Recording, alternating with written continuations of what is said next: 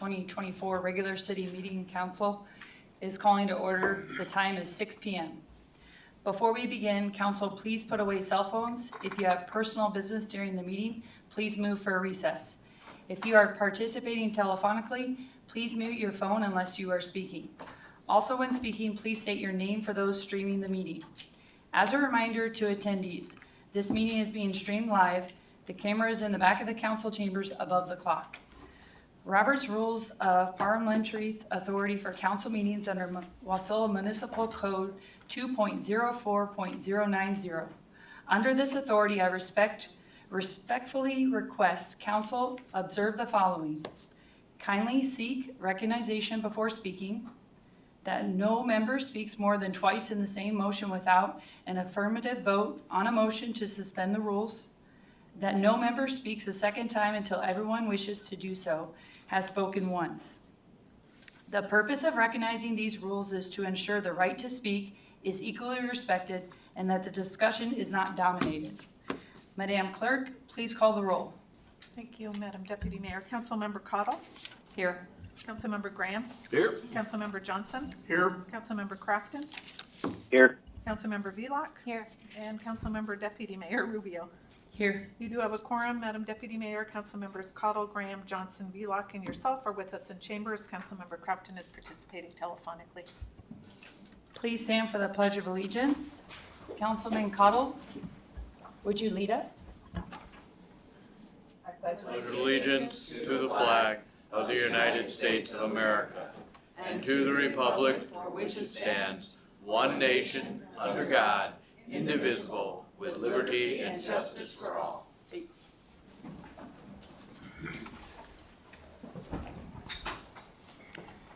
The first item of business is approval of the agenda. Before changes are discussed, are there any conflicts of interest to declare?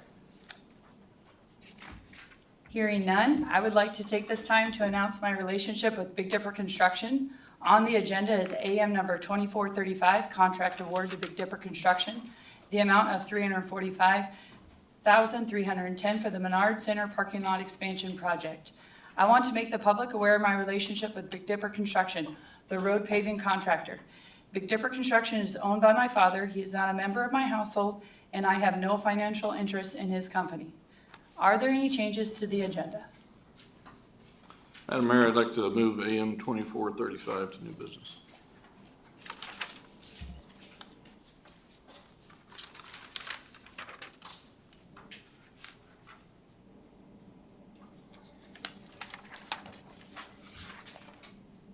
Is there an objection? The agenda is approved as amended. There are no special orders of the day, so we'll move to the commission and the agency reports. Deputy Administrator Nygard, please give a report on the Planning Commission. Thank you, Mayor. The Planning Commission did meet on the 9th of July, and we reviewed the first rewrite of Title 16. Thank you. Madam Deputy Mayor, question for Ms. Nygard, if I may. So when the Planning Commission met, I mean, there are two action items on here today regarding the Planning Commission. Were either of those discussed at the commission? Thank you, Graham. The only item that we discussed was the rewrite of 16. Thank you.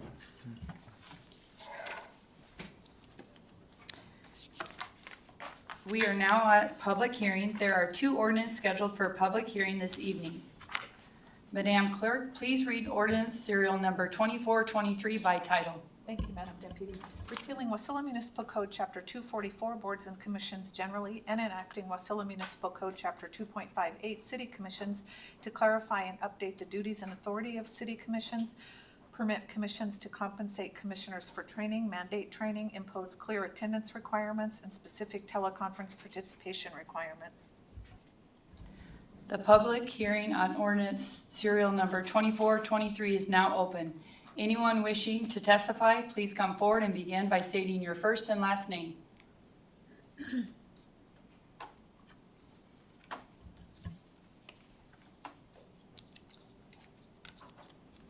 Comments are limited to 3 minutes per person. Good evening, council members. My name is David Seals. I'm the current chair of the Planning Commission for Wasilla, and I would like to address the council on this issue tonight. At our last regular meeting, this was never brought up. To my best recollection, talking with the other commissioners, none of us were talked to by the proposer of this legislation. And at this time, with the rewrite of Title 16 fully in our hands, I really think that this ordinance and the next one should be tabled so that the commission can have a chance of input. That's all I have for you on this one.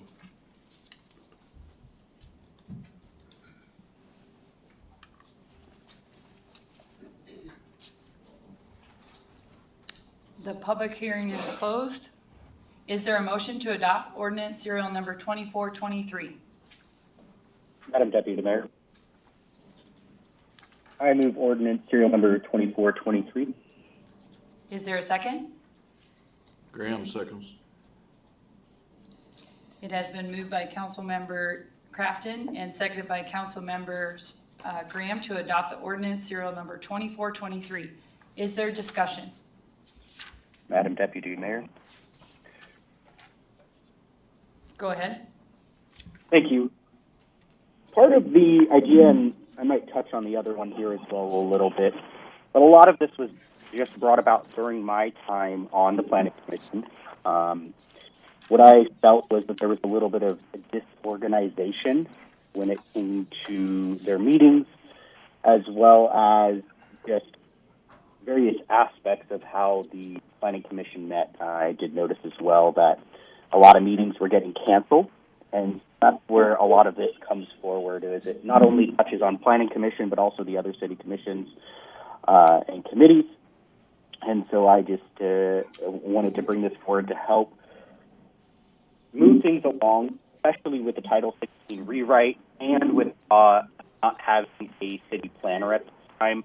I felt that this was the most opportune time, because that way we can have a planning commission that's operating in a different manner. And when this new city planner comes into place, we're not having to change the way they're operating at that time after she or he learns of how they operate at that time. It's this is how they do things, and this is how they're going to be at that time.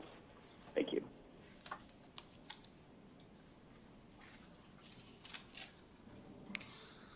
Thank you, Ian, for that kind of brief recap here. There are a couple things in here that concern me that I think need to be fleshed out a little bit more, and I think we need to get the input of the Planning Commission on this, because this really affects them, and we have dozens of years of experience with our planning commissioners and a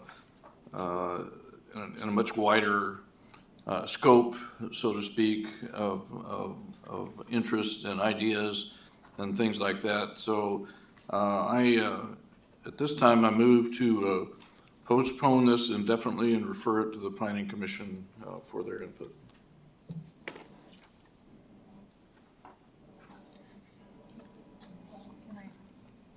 Yep, go ahead.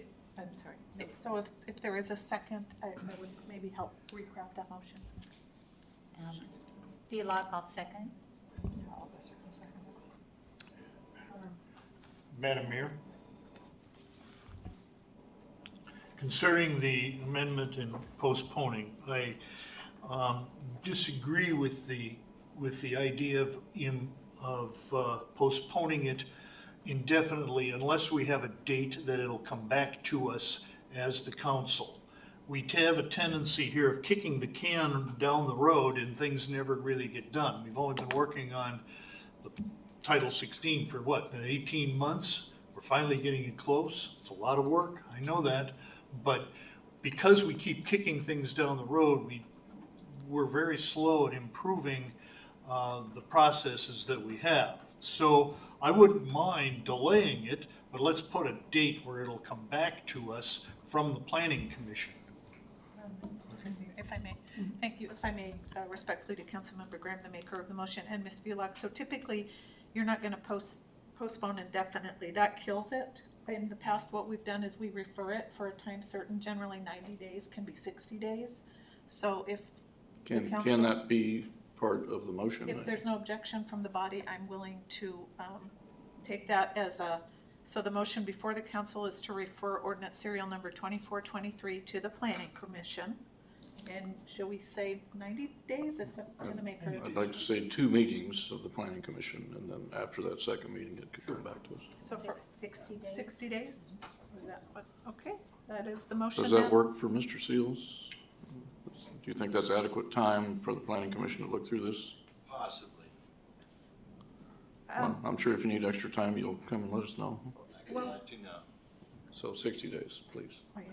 Well, if it's 60 days, it needs to come back in 60 days.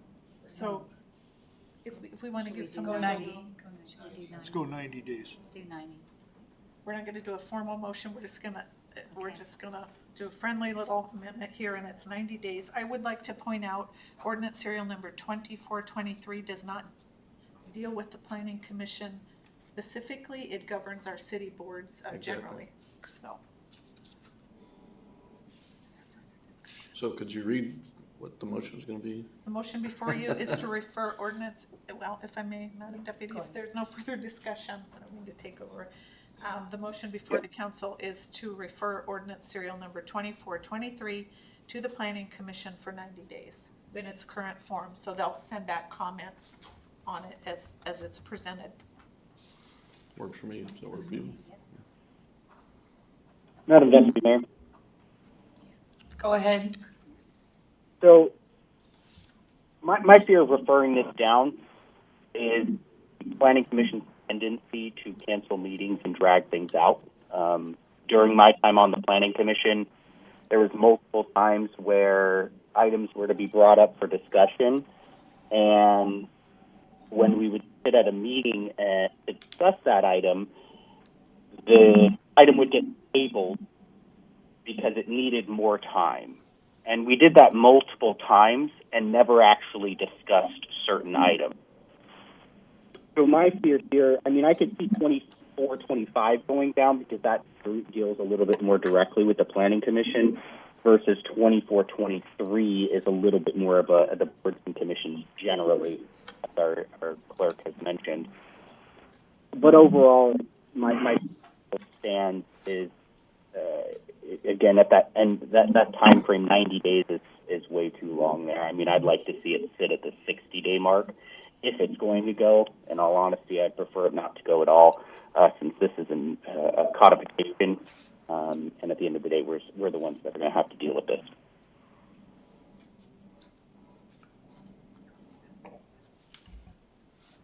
Through the chair to Councilmember Crafton, am I hearing you're making a secondary amendment to strike 90 and insert 60?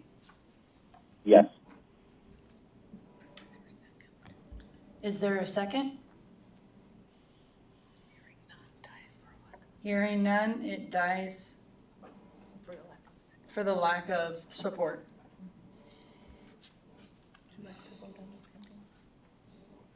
Yes.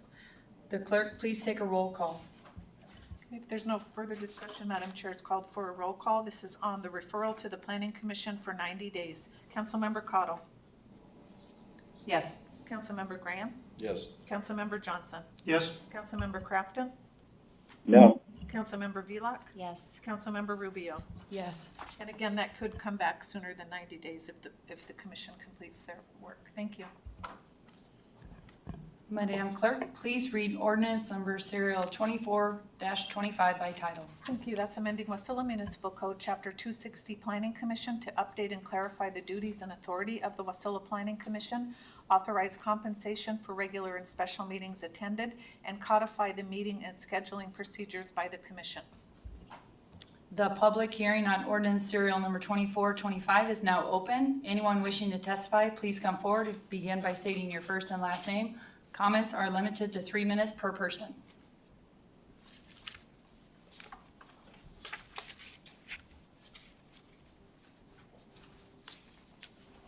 Council members, Madam Deputy Mayor, My name is David Seals. I am the current chair of the Planning Commission for Wasilla.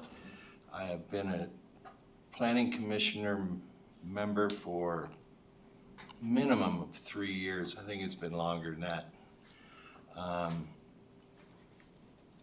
Councilmember Crafton was at 8 Planning Commission meetings during his service.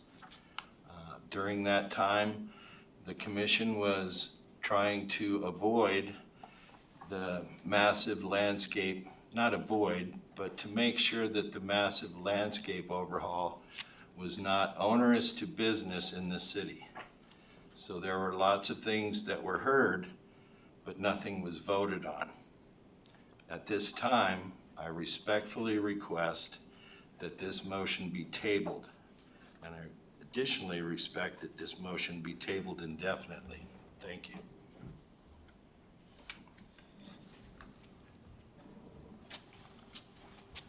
Seeing no one else, the public hearing is closed. Is there a motion to adopt ordinance serial number 2425? Madam Deputy Attorney, I move ordinance serial number 2425. Is there a second? Graham seconds. It has been moved by Councilmember Crafton and seconded by Councilmember Graham to adopt ordinance serial number 2425. Is there discussion? Madam Deputy Mayor. Go ahead. So it sounds like this one's going to get referred down to the Planning Commission as well, since we already did the first one, since it seems the rest of the council wants to give their input. But I just want to encourage that specifically the part when it comes to codifying their meeting and scheduling procedures. The Planning Commission loves to cancel meetings. One of the big things here is the Planning Commission has a lot of work. There's a lot that they can do. One of the jobs of the Planning Commission is to actually periodically review various parts of Title 16 and then refer comments as well as changes that they want to make back up to the council for review and codification if necessary. If the Planning Commission was doing that by being able to meet, and they were meeting appropriately, and even if they didn't have permits to hear, they could be reviewing various parts of Title 16 instead of canceling meetings, then we wouldn't be having to take this time to go through Title 16 right now. But instead, they were canceling meetings. Furthermore, immediately preceding our meeting as a joint when I was on the Planning Commission between Council and Planning Commission, all the members stated that we had a lot of work to do when it came to review Title 16 and the Landscape Code. And immediately after that meeting, the next meeting was canceled. Because I'm not exactly sure why, actually. I was never given a straight answer. But the goal of the Planning Commission is to complete basically Title 16 here and other parts of hearing permits, etc. And by codifying their meeting schedule and how they hold their meetings, allow them to get more work instead of canceling meetings left and right. So again, I understand that this is going to get referred down, but I would just like you to keep that in mind when it comes to this specific portion of it. Thank you.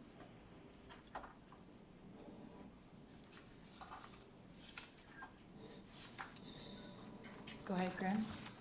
Thank you, Ian, and thank you, Madam Deputy Mayor. Ian, on your, well, you're probably looking at this electronically, and I'm looking at it old school on a piece of paper. The order of business outline, so for those of us with paper copies here, this is on page 47 of 550, 2.60-065, number B. It says the order of business outline for commission meeting agendas shall be established by the mayor in consultation with the city planner, clerk, and or city attorney and adopted by the commission consistent with Wasilla Municipal Code. And that's all, this is underlined, so it's all new. If I could get some clarification, how is the order of business currently established?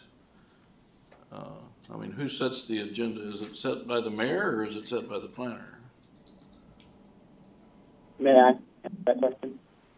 Madam Clerk, are we good? Oh, go ahead, Crafton. Thank you. So from my understanding and what I saw in the past and conversation with the clerk on this was there was, I think it was an item that was being put forward and there was no discussion on it as a commission. So basically the planner at the time would put forward an IM and pass the agenda. And the agenda at that time when I was on it was basically canceling half the meetings in the year. The way the clerk and I discussed going forward was mirroring the way the council does it, where there's a bit of discussion between the clerk and the mayor, and then I can't remember if it's a resolution, correct me if I'm wrong, but basically there's more of a discussion and a little bit more in front of the council, so we have that opportunity to make amendments or changes to that schedule before it's passed. But to answer a little bit more directly, is currently the planner is the one that sets the schedule for the planning commission. Thank you, Ian. I appreciate that input there, but I'm sorry? Oh, okay. City Clerk says she has some clarification. So thank you, Councilmember Graham, to the body. Item B deals with the order of business, which is the outline, the standard outline in your agenda. To my knowledge, the outline of the agenda, which, has call to order, et cetera, that was set by the planning office years ago. The council's order of business is actually codified. In this instance, the proposal says that the order of business, which isn't the items, it's just the order of business, will be established and then adopted by the commission consistent with 270-060, which states that formal acts. So the commission themselves will adopt their standard order of business by resolution. Does that make sense? Versus A deals with how the agenda is prepared in terms of the items appearing on the agenda. Okay, so if I could get a little clarification, Madam Clerk. The order of business outlined for the commission meeting shall be established by the mayor in consultation with the city. Mm-hmm. Currently, that order of business is established by the planner, who is basically the executive for the planning department. Is that? That is true. Is they that didn't consistent? deviate from it. Yeah, it was just, you try not to, you don't change the order of business. And so it's since I arrived at the city, But it's the that's been the planner, order. it's the person with the expertise that's setting the business outline. It's not the mayor. It's not, to me, this seems like it's a change from our current way of doing business.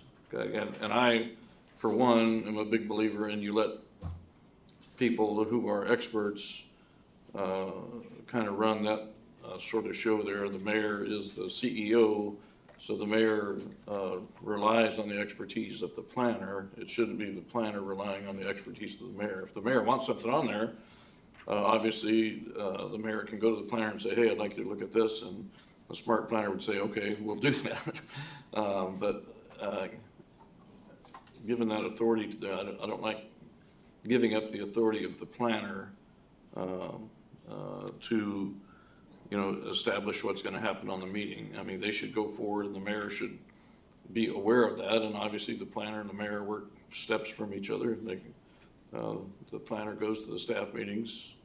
I mean, there's nothing magic here, but the planner is the professional when it comes to planning, as opposed to the mayor, who essentially provides just a big management umbrella. And nothing against the mayor, I'm just saying the planner is the executive. And as such, I would just like to be, I would like to amend item B there on line 201 and 202 to strike mayor, where it says established by the mayor, strike the word mayor, insert the word planner in item 202, and then on item 203, strike, or 202 and 203, strike the word city planner and insert mayor in that. So does that make sense? So the mayor is still in the loop. but the mayor is not establishing the order of business. Madam Deputy Mayor, may I clarify that with Mr. Graham? Go ahead, Crafton. Is there a second? So, Mr. Graham, I'm sorry, Crafton. We got to get a second first. Is there a second? Second by Councilman Johnson. Go ahead, Crafton. thank you. So, I think originally, whenever we had drafted this, and we've been working on this since October, I want to say, and I want to say it was supposed to be the mayor's designee in there as well. So even though the mayor had the overall authority on it, essentially she could just, or he or she could designate the city planner as the one to make the agenda. And but in essence, you're just flip-flopping the two people. Is that correct, Mr. Graham? That is correct. I got no issue with that, honestly.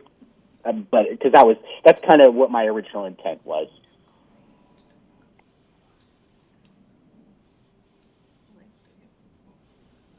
Can we get the attorney to weigh in on this a little bit?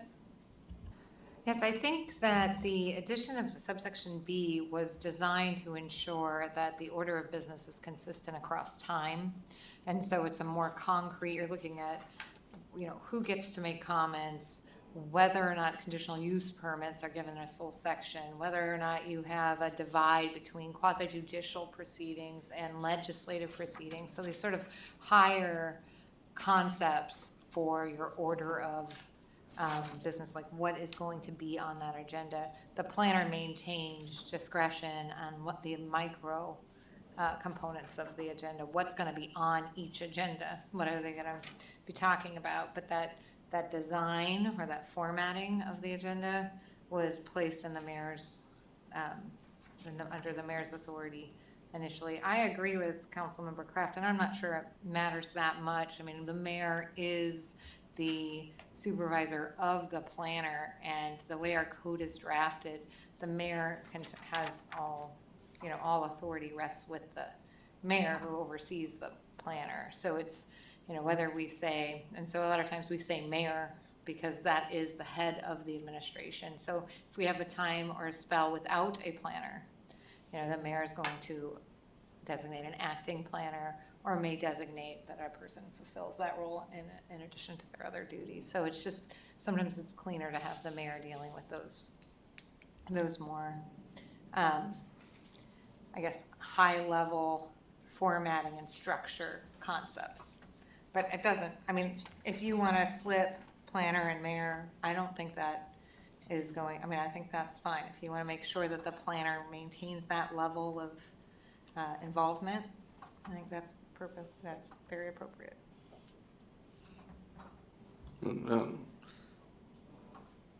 Thank you, Madam Attorney. And the reason I'm bringing this up here is it's important that the persons that are these directors understand what their authority is and understand what the priority is. If the planner says, well, I'm going to wait for the mayor to do something, no, the planner needs to take something to the mayor to get it done. That's, the mayor's responsibility is to make sure that it gets done, but not to kind of micromanage. And that's why I was asking. And in the long run, it may not make any difference, but I just like the fact that the code is now going to say that the planner is the authority for making sure those meetings happen and happen according to whatever agenda, because they are still going to coordinate with the mayor, they're still going to coordinate with the clerk, and they're still going to coordinate with legal on those sheets. So I like my amendment. Let's put it that way. Madam Mayor, or Madam Deputy Mayor, Go ahead. I actually agree with Councilman Graham in that we have the distinction in two words in law. One of them is authority and one is responsibility. And by codifying under B, you're actually saying that the authority would then be within the planner. Now, the interesting thing is, since the planner reports to the mayor, and the mayor actually has ultimate authority, it gets to be a little bit of a moot point in many respects. However, it does say that the planner is to do that and therefore has the responsibility to do that as well. So I think that if you make it the mayor, which you can do, then that might give us a little bit of flexibility should we not have a city planner, because then the mayor could dictate that, if you will, or that's the wrong word, having a senior moment. Delegate, that's the word I need. Thank you. Saved my senior moment here. So in general, I guess I would be for this. Councilman Cottle? Madam Deputy Mayor, I would like to move that we refer ordinance serial number 2425 as amended to the Planning Commission for 90 days. We need to vote on the amendment. For clarification, do you want the amendment pending, or do you want me to send it to them with the amendment, With the amendment. Okay. The vote on the amendment, is there any objection? Is there any objection to it? I object to the amendment. What are we voting on? Going to the planning So commission. your amendment. On the amendment. Okay, so she thinks we're voting on one thing, I think we're voting on something else. Could we? Madam get some Clerk, can we clarity? get a clarification what we're voting on? You did, so what you're voting on is the amendment, which in page 8 of the ordinance or 47 of the packet, section 260-065B. If the amendment passes, it will now read: the order of business outlined for commission meeting agenda shall be established by the city planner in consultation with the mayor, city clerk, and/or city attorney, and adopted by commission consistent with WMC 260-070. That's the motion before the council. Objection was raised, so Madam Deputy Mayor, may I take a roll call vote? Yes, please. Councilmember Graham. Yes. Councilmember Johnson. Yes. Councilmember Crafton. No. Councilmember Velock. Yes. Councilmember Rubeo. Yes. Councilmember Cottle. Yes. The amendment passes with Councilmembers Cottle, Graham, Johnson, Velock, and Rubio in support. Councilmember Crafton opposed. We are now at persons to be heard. Oh, just kidding. Are you sure we're awake? Madam Deputy Mayor, Councilman Cottle? let's take two here. I would like to move that we refer ordinance number 2425 to the Planning Commission for a period of 90 days. Is there a second? Madam Deputy Mayor, I second. It has been moved by Councilman Cottle and seconded by Councilmember Velock to adopt. I'm sorry, Refer the ordinance to the planning commission. for refer 90 the days. ordinance to the planning commission for 90 days. Woo-hoo. Okay. Is there discussion? Is there a discussion? Madam Deputy Mayor, Councilman Johnson? in this respect, I am not in favor of deferring it back to the Planning Commission. The authority for the actions taken here solely rests with the council. So I do not understand why the council would go back to the Planning Commission when we are talking about how we are organizing the city as to how the city does business. In this particular respect, we are the ones who define how the city does business, not the Planning Commission. So if we want the mayor to be involved in this or the planner to be doing this, that is a function that rests within both the city council and the administration. I would certainly like to hear comment specifically on the thing, but to refer it back in general, I guess I have a problem with that.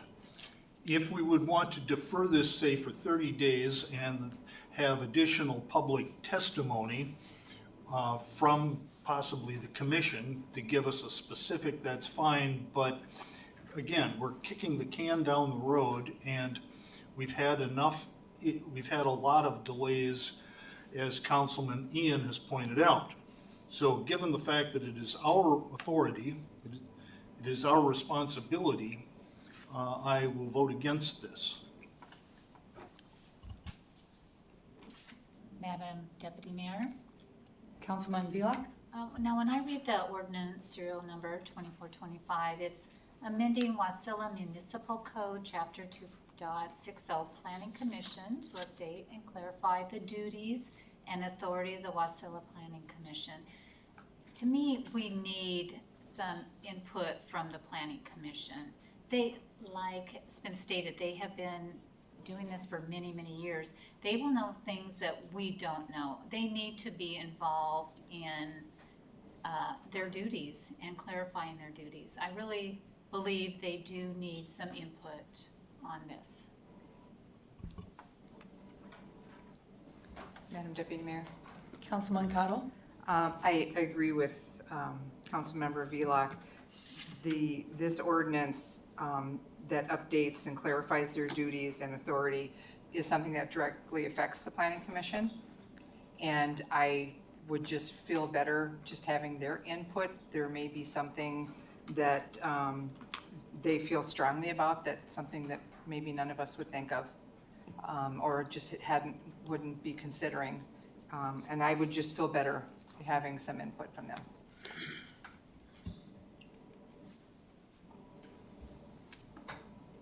Madam Deputy Mayor, well, I agree with Mr. Johnson that this, this sets out duties, which is the responsibility of the city council here, and not the responsibility of the planning commission. I do think getting input from the planning commission would be a good thing, and if this referral does pass, Madam Acting Planner, a couple things I would suggest get brought up on page 6 of the ordinance, item E. Says the mayor may cancel the meeting, blah, blah, blah, blah, blah, blah, but earlier on it says that they're required to meet at least once a month. I mean, are those two things inconsistent with one another? So I would, either way, whether we move it forward tonight or whether we push it out as Councilperson Cottle would like, I would like to feel in my mind that those two statements are consistent with one another. Thank you.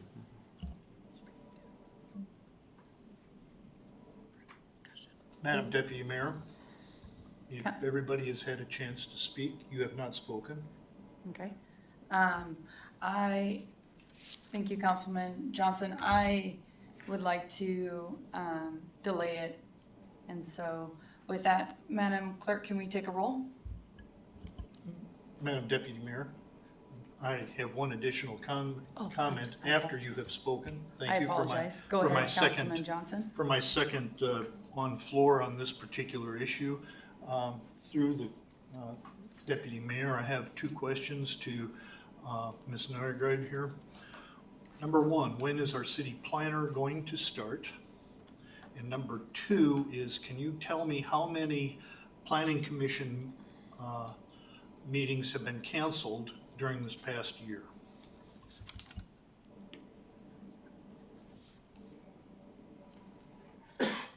Thank you, Councilmember Johnson. I don't have the exact number of how many were canceled, but I can go back and look on our calendar.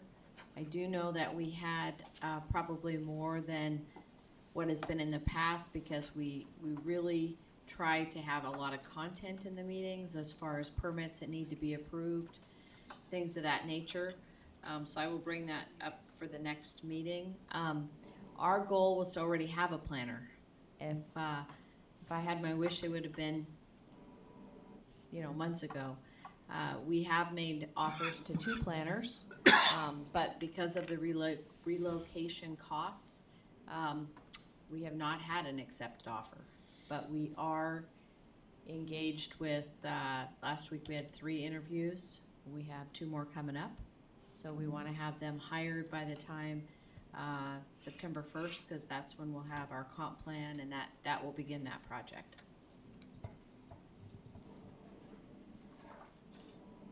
Is there further discussion? Madam Deputy Mayor. Go ahead, Crafton. Thank you. I think it's interesting we're trying to refer this back down there for the Planning Commission's input when just about all of us have been planning commissioners. So if you're looking for input specifically from planning commissioners, a lot of us are sitting right here at the dais. So I think if it's going to flesh out, this would be the place to do it a little bit more than down at the planning commission. I mean, I think 90 days is still way too long. I liked Mr. Johnson's comment of 30 days at most, because like he said, this ultimate authority resides with us sitting here. Thank you.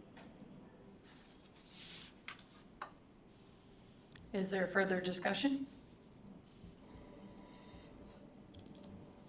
Madam Clerk, could you please take roll? Yes, this is on the referral to the Planning Commission for 90 days as amended. Councilmember Johnson.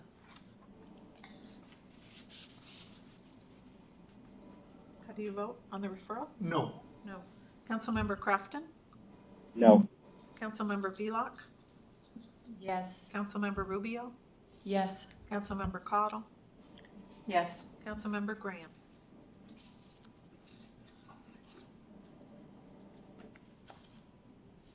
No. The referral fails with council members Cottle, Velock, and Rubio in support. Council members Graham, Johnson, and Crafton opposed. I do not believe Deputy Mayor has tie-breaking authority. And if we could take an at ease, I will go double check.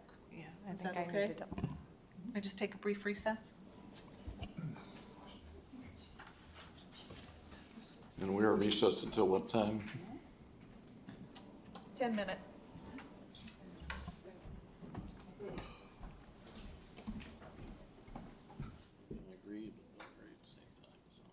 That would mean that I don't know, I'm not looking at the dates, but the first meeting in September, we would see this back on our agenda as, my guess is, unfinished business.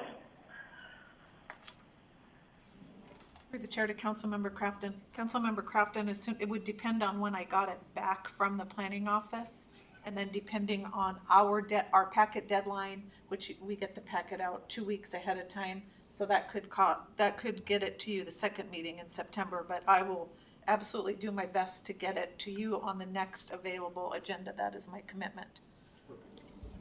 I'll support the referral then, the 30 days.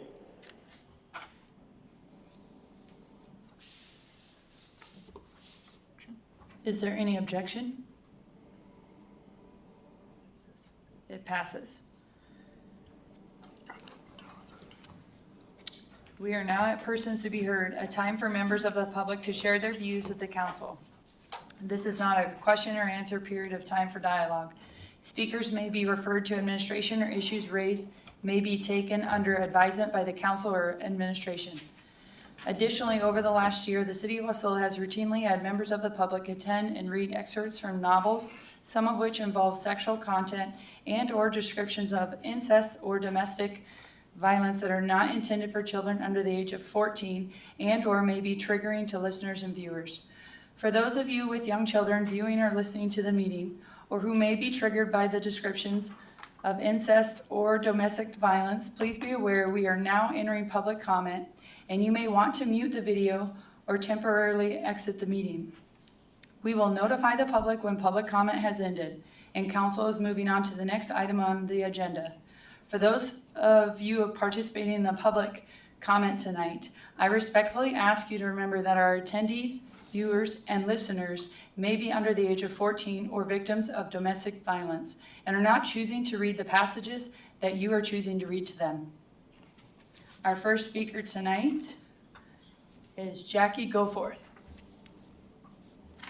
Please begin your testimony by stating your first and last name. If you are a city resident, comments are limited to 3 minutes. Good evening, Madam Deputy Mayor and City Council. My name is Jackie Goforth. What I have in front of you right here is a binder. And I don't know if you know it, but 3 members of the City Council in Palmer were recalled 2 years ago. And 1 member lost her position that prior October in election. And the reason why is because they were members of a secret Facebook group called Matsu Moms for Social Justice. Now, the Matsu Moms for Social Justice was 385 members, and no one knows who they are or where they are or what state they're from.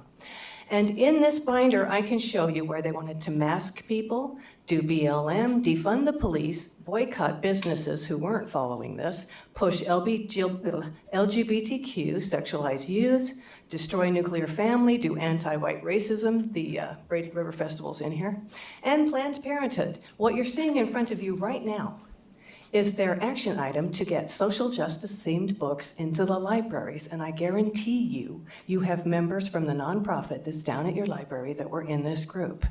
I know the members of the group. Now, if you see in here, it says, it's easy to request that libraries acquire certain books, and librarians are generally happy. I've noticed on various occasions that the library does not have many social justice themed books. Next page. I'll add a few book lists I've used when looking for progressive social justice themed books. I encourage everyone to look through these lists or others, find books that look interesting to you or your kids, see if the librarian carries them, and then put in a request. And the very last page is very telling. This is such a great and easy action item. Libraries are all about supporting the communities they serve and welcome this kind of input. We have the opportunity to help them see more clearly the values our community holds and the resources we want to help shape and nurture young minds. Now, there were 169 signatures that were required on that petition. And that petition was a 6-week petition. It started just before Thanksgiving and it ended January 10th. And that ice storm was in that middle of that. And I don't know if you know how difficult it was to get 169 signatures, but I want you to know we gathered 335. And of the 335 signatures, I was there for 325 of them. I spoke with the members of Palmer, just about every member of Palmer, and I guarantee you it's maybe 5 to 8% of the social justice themed. I guarantee it. I was there. So this group of people who are pushing this agenda and putting these books in your library are the nonprofit that's down there in your library. And these are books for toddlers. And some of them have stickers in them that say, generously donated by Friends of Wasilla Library and the Matsu Moms for Social Justice, and that's this group. Thank you. Tom Stearns, please begin your testimony by stating your first and last name, and if you are a city resident, comments are limited to 3 minutes. My name is Tom Stearns. I'm the Senior Ambassador for the Wasilla Area Seniors Incorporated. Our phone number is 907-206-8800, and our website is www.wasillaceniors.com. So what's happening at WASI? Christmas in July, all right? If you can't wait till Christmas, 6 months away, 5 now, we have Christmas in July for you. And this week is Christmas week, the 22nd through the 26th. And so we have activities coming up. You missed today, which was Crazy Hair Day. But tomorrow is Sunglasses Day. Wednesday is PJ Day. And then on Christmas Day is Christmas Shirt Day. And then on Friday is Wacky Hat Day. So those are things that are happening in our Christmas in July. We have our meals for this week. Tomorrow is our chicken Caesar salad, and then cutlass quiche with ham and spinach and mushrooms and cheese. And then a turkey dinner on Thursday and liver and onions on Friday. So all the things everybody likes. Now, what's happening in August? August is we're having a country hoedown dance, all right? And it's going to be on Friday, August 16th, from 5 to 7. And it's going to be in our cafeteria. And we're looking for this is in the planning stage, so we're looking for donations, we're looking for a DJ, they want to do a cake, pie walk, decorate your own cowboy hat, bales of hay, chili dinner, and possible potluck of desserts. So if you can help us with any of that stuff, get in contact with WASI. We had an unavoidable cancellation of 2 days last week, and so our quarterly business meeting had to be canceled, and so it will be now on the 30th of July, which is a Tuesday, if you're interested in coming to that and finding out more about what goes on at WASI and what we're all about. And Aspen House will be opening up this fall sometime. We don't know exactly when, but it will be opening up. And so if you know any seniors or if you're looking for a place to live, get signed up with us. Thank you very much. Chris Tyree, please begin your testimony by stating your first and last name if you are a city resident. Comments are limited to 3 minutes. Chris Tyree, yes, I'm a Wasilla resident. I'm here mainly in support of Jackie and what she is doing because she's doing the right thing. And I'd like to mention about the internet outage recently. That's going to be done on purpose come election time. I know that that's what they're going to try to do. And I suggest, as a mayor, that Ms. Ledford tells everybody to count the votes. Don't worry about the computers and the electricity or any of that. Count the votes by hand. That way we know that it's done legally, lawfully, and the right way. I had another item to talk about, but I forgot what that one is. But anyways, the main thing was the internet outage. I would appreciate, and I've already called Dahlstrom and suggested that she does that with the state too, that they do a hand count. And I'm glad that the borough has already changed that. They're doing that anyways. It should be done that way all the time because the last election, I don't know if you guys knew, but our information went to Italy and to other countries, and Zuckerberg was in the middle of it, and it was just a mess. And how people can't understand that that election was stolen, I don't know. Oh, the other thing is the ladies and men's restrooms at the lake. You know, I would like to think that all of you are very brainy people and you would understand that there's two genders, men and women, and that the other is a mental illness. So why would you take the restroom names off of the restrooms? The other day I was in there and some man walked in on me because it just says nothing. It used to say women's. I wasn't even thinking of that. I'm used to it being a women's restroom. So I went right in there and women were right behind me, so I thought they were coming in after me. But no, that's not what happened. And I think giving in to these men that think they're women is stupid. Anybody that's going along with that, to me, I'm beginning to wonder if these people are able to run the country. You guys are representatives of us. And if you are thinking that a man can be a woman, then I have to think about your capacity for your mental abilities running the city, if that's what you're going to believe in. So please, put their names back on the bathrooms. You've got 3 bathrooms. The third one could be whoever. But please, put the names back on the restrooms for women and men. I don't want to go in the men's room, and I don't want them in my room. Thank you. David Sills. He's left the house. David Wilson. Please begin your testimony by stating your first and last name. If you are a city resident, comments are limited to 3 minutes. I got this. Thank you, Madam Deputy Mayor and council folks. This is David Wilson, city resident, city limits, city of Wasilla, and your state senator for District D. Just coming here just to say there's not much of an update since last time I was here.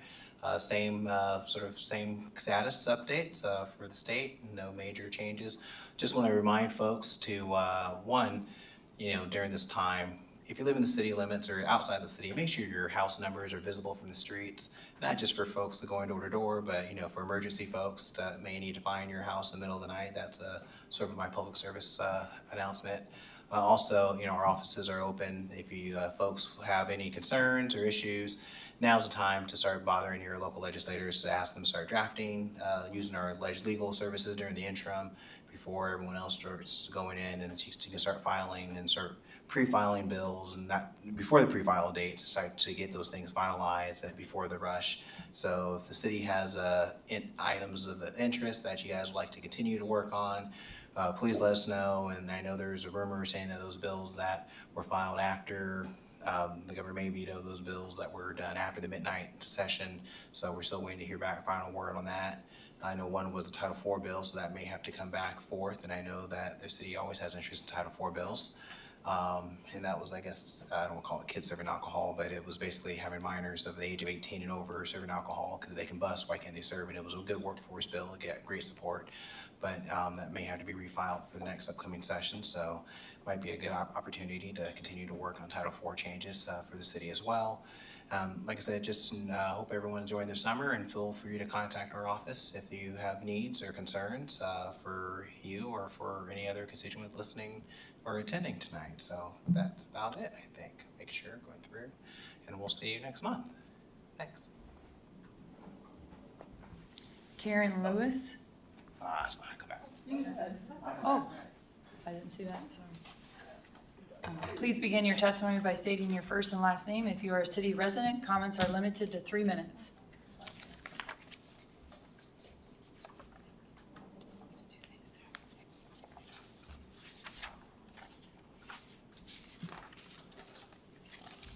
Good evening, Council. My name is Karen Lewis, and I am here to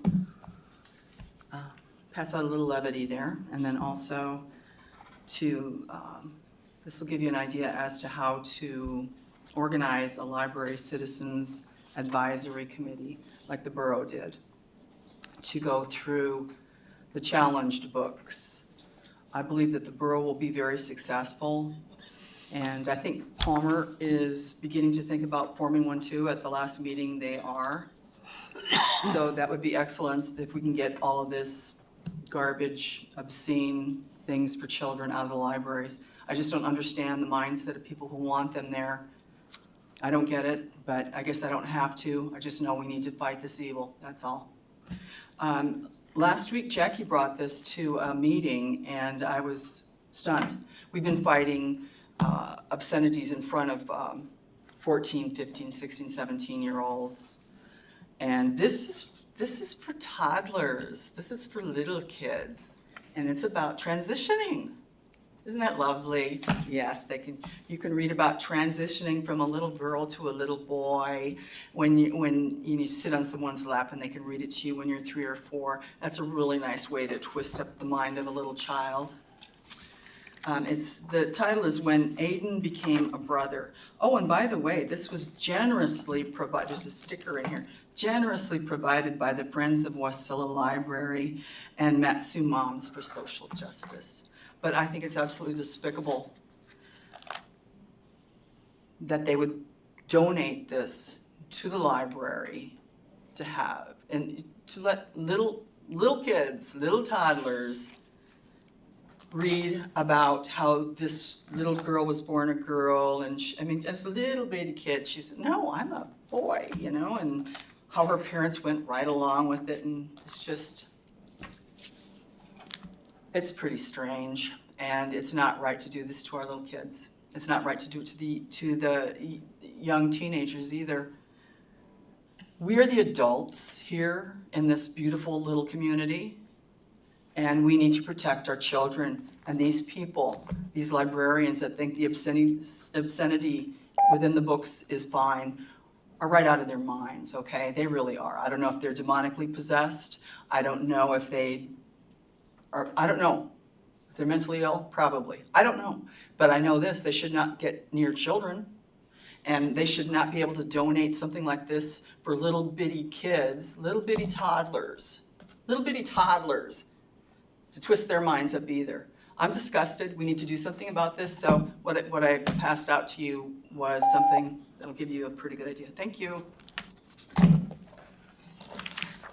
We are now on the consent agenda. Madam Clerk, please read the items for approval under the consent by title. Thank you, Madam Deputy. Regular meeting minutes, June 10th, 2024, regular meeting minutes, June 24, 2024, and regular meeting minutes, July 8th, 2024. One ordinance scheduled for public hearing, August 12th, 2024. Ordinance serial number 2426, amending Wasilla Municipal Code Section 204-035 to increase council member compensation for attendance at council meetings irrespective of the meeting type, and amending subsection 204-060B to remove the mayor's authority to call special meetings. Left on our consent agenda this evening are 3 AMs. The first is AM number 2433, contract award to BSI Equipment in the amount of $237,328 for the purchase of a 2024 RPM 220 loader mounted snow blower. AM number 2434, confirmation of election officials serving at the October 1st, 2024 regular election. And lastly, AM number 2436, contract award to Tech Pro in the amount of $1,045,089 for the Spruce Well House generator replacement project. Thank you. Is there a motion to approve the consent agenda as read? Madam Deputy Mayor, I move to approve the consent agenda as read. Is there a second? Madam Deputy Mayor, I second. It has been moved by Councilmember Cottle and seconded by Councilmember Velock to approve the consent agenda as read. Is there an objection to the motion? Hearing none, the motion is approved. We are now at unfinished business. Madam Clerk, please read the title. Thank you, Madam Deputy Mayor. If it's okay with the body, do you want to take the AM that was pulled first? Okay, so that's AM number 2435, contract award to Big Dipper Construction Incorporated in the amount of $345,310 for the Menard Center parking lot expansion project. Madam Deputy Mayor, I move AM 2435. Is there a second? Second by Councilman Johnson. Is there discussion? Thank you, Madam Deputy Mayor. I don't have any objection to this here, but I am looking for a little bit of definition from Public Works Department on this contract, which is was it operator with equipment rental with operator services. And this is a pretty darn big contract here, $350,000 roughly, and when the bids were requested for the equipment with operator, was this project specific? Was this project, right? Was this project specifically listed in that? Because I don't remember, I remember us talking about this project and what it was gonna cost, but this seems to be outside what we used to consider the normal bidding process. Has the bidding process changed? Number one, and number two, was this project specifically mentioned when the bidding process went out with this equipment rental with operator? Through Deputy Mayor, so the initial contract is based on a machine and an operator and an hourly rate. And when that was brought to council, it also had approval of funding with it. So we accepted the bids based on an excavator and an operator at X dollars per hour and a dozer at X dollars per hour. And then we sought approval to spend monies for projects using that contract. What the Menard Center is asking for is approval to spend funds in this fiscal year through that contract. So that contract is still valid because of the extension in the first meeting that we had in July. And so now Menard is asking for approval to spend that funding through that contract as those bid items are still active and useful for business, if you will. And to me, it seems this is somehow different than we historically have done these significant paving projects. Like this little project over here across the street, I mean, that's a small project. I mean, that was, what, $75,000, $80,000. It was pretty small, but I mean, this one is talking about $350,000, a significant change to the Menard Center, which is needed and appreciated, that Scott is chasing this down, but wouldn't this normally have gone out to bid as a project as opposed to equipment rental with operator? Historically, no. This contract has been used in this manner. Thank you.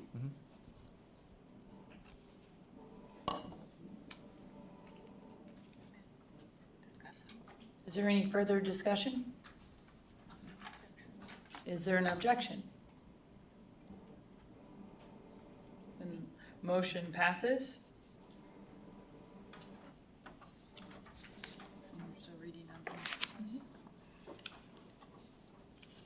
Madam Clerk? Thank you. Next item before the council under is unfinished business discussion, consideration, and possible action on the draft rewrite of Wasilla Municipal Code Title 16 Land Development Code that repeals and reenacts Title 16 to substantially change the uses permitted in each zoning district, the review, enforcement, and permitting procedures, the planned unit development, landscaping, parking, conditional use, and variance procedures, and the design standards imposed in the city. This is Committee of the Whole. Is there a motion to enter Committee of the Whole? Madam Mayor, I move to enter committee of the whole to discuss item 9.1 on the agenda. Is there a second? Madam Deputy Mayor, I second. It has been moved by Councilman members Graham and seconded by Councilmember Vlock to enter the Committee of the Whole. Is there an objection to the motion? Hearing none, we are now in Committee of the Whole. The time is 7:16.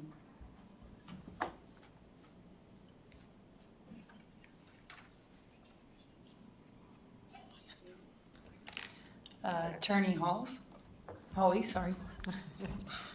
Okay, so I guess we're just gonna jump in, start working through Division 1 and Division 2 of the Title 16 rewrite.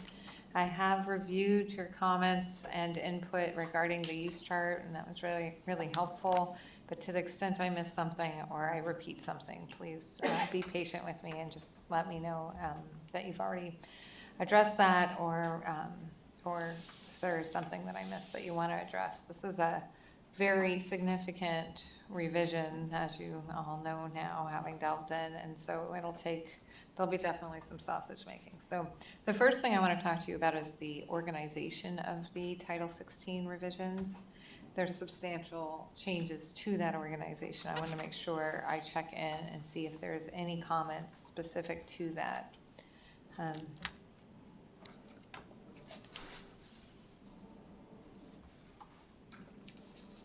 Madam Attorney, I would find it would be helpful in the future meetings, since we're kind of segmenting this, breaking it up, if we knew exactly what portion of Title 16 we were talking about before we got to the floor. That would help me with my homework, so to speak.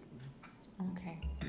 So what we'll do is we'll divide it by division moving forward. What we don't get done today with Division 1 and Division 2, which I am hoping will be the easiest of the divisions. We'll make sure we have a PowerPoint presentation that has the division that we're working on, and then we'll walk through the sections together so we're all on the same page. Does that work, Councilmember Graham? Okay, good.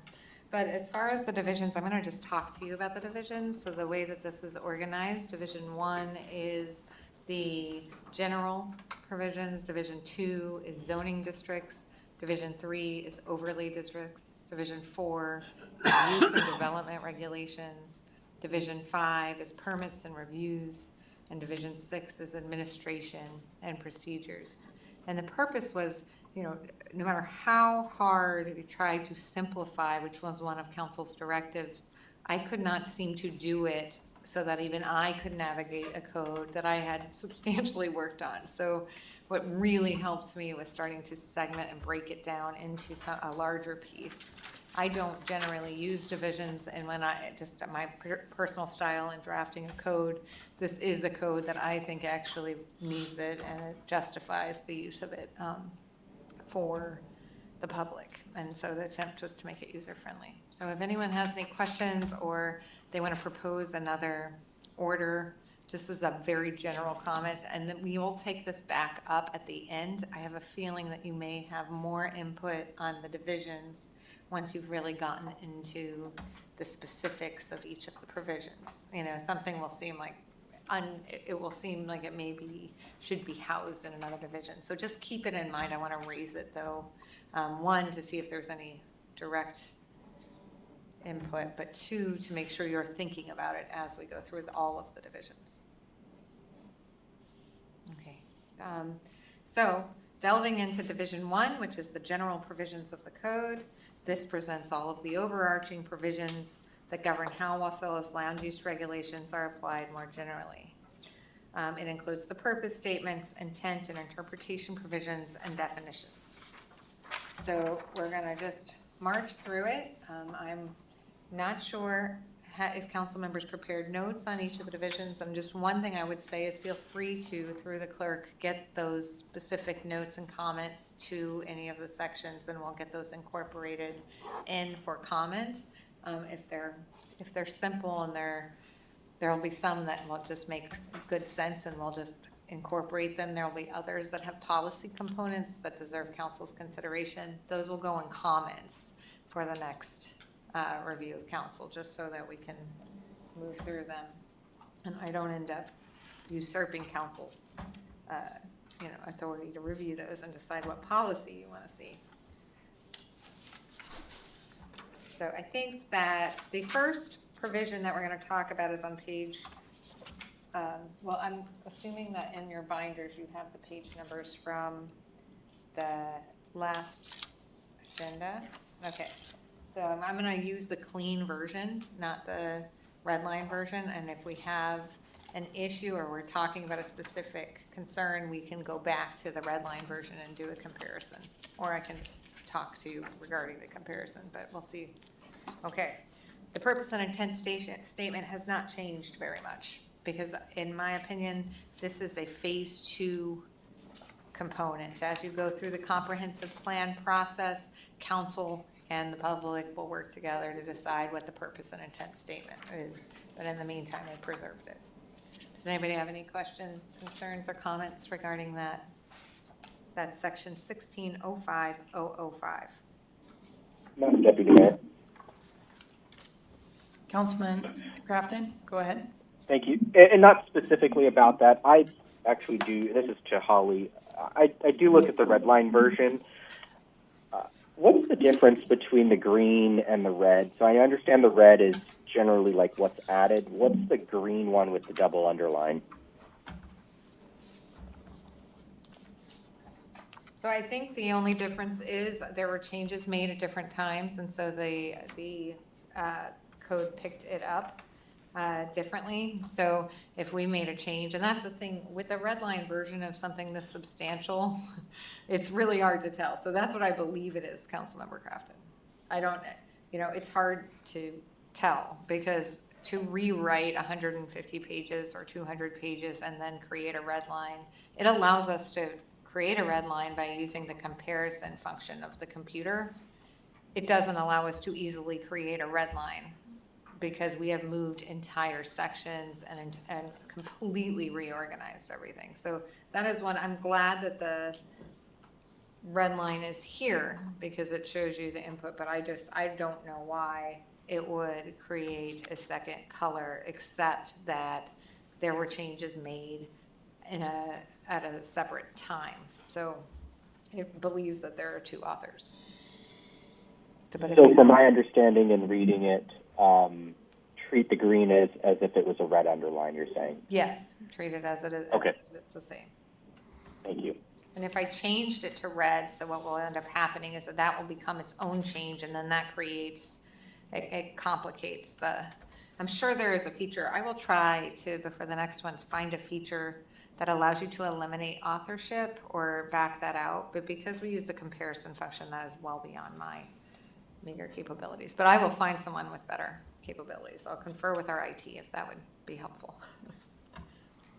Madam Attorney, so, starting off, with the general, whatever we're at, or purpose and intent, the new one says, the title, which may also be referred to as the Wasilla Development Code. Shouldn't there be some reference in there to the Wasilla Municipal Code? It says is adopted as a part of the Wasilla Municipal Code? I mean, when I read this, it sounds like it stands alone as opposed to being part of the bigger picture. I just don't, I would just like to see some reference there that it's not a standalone code, it is part of the municipal code.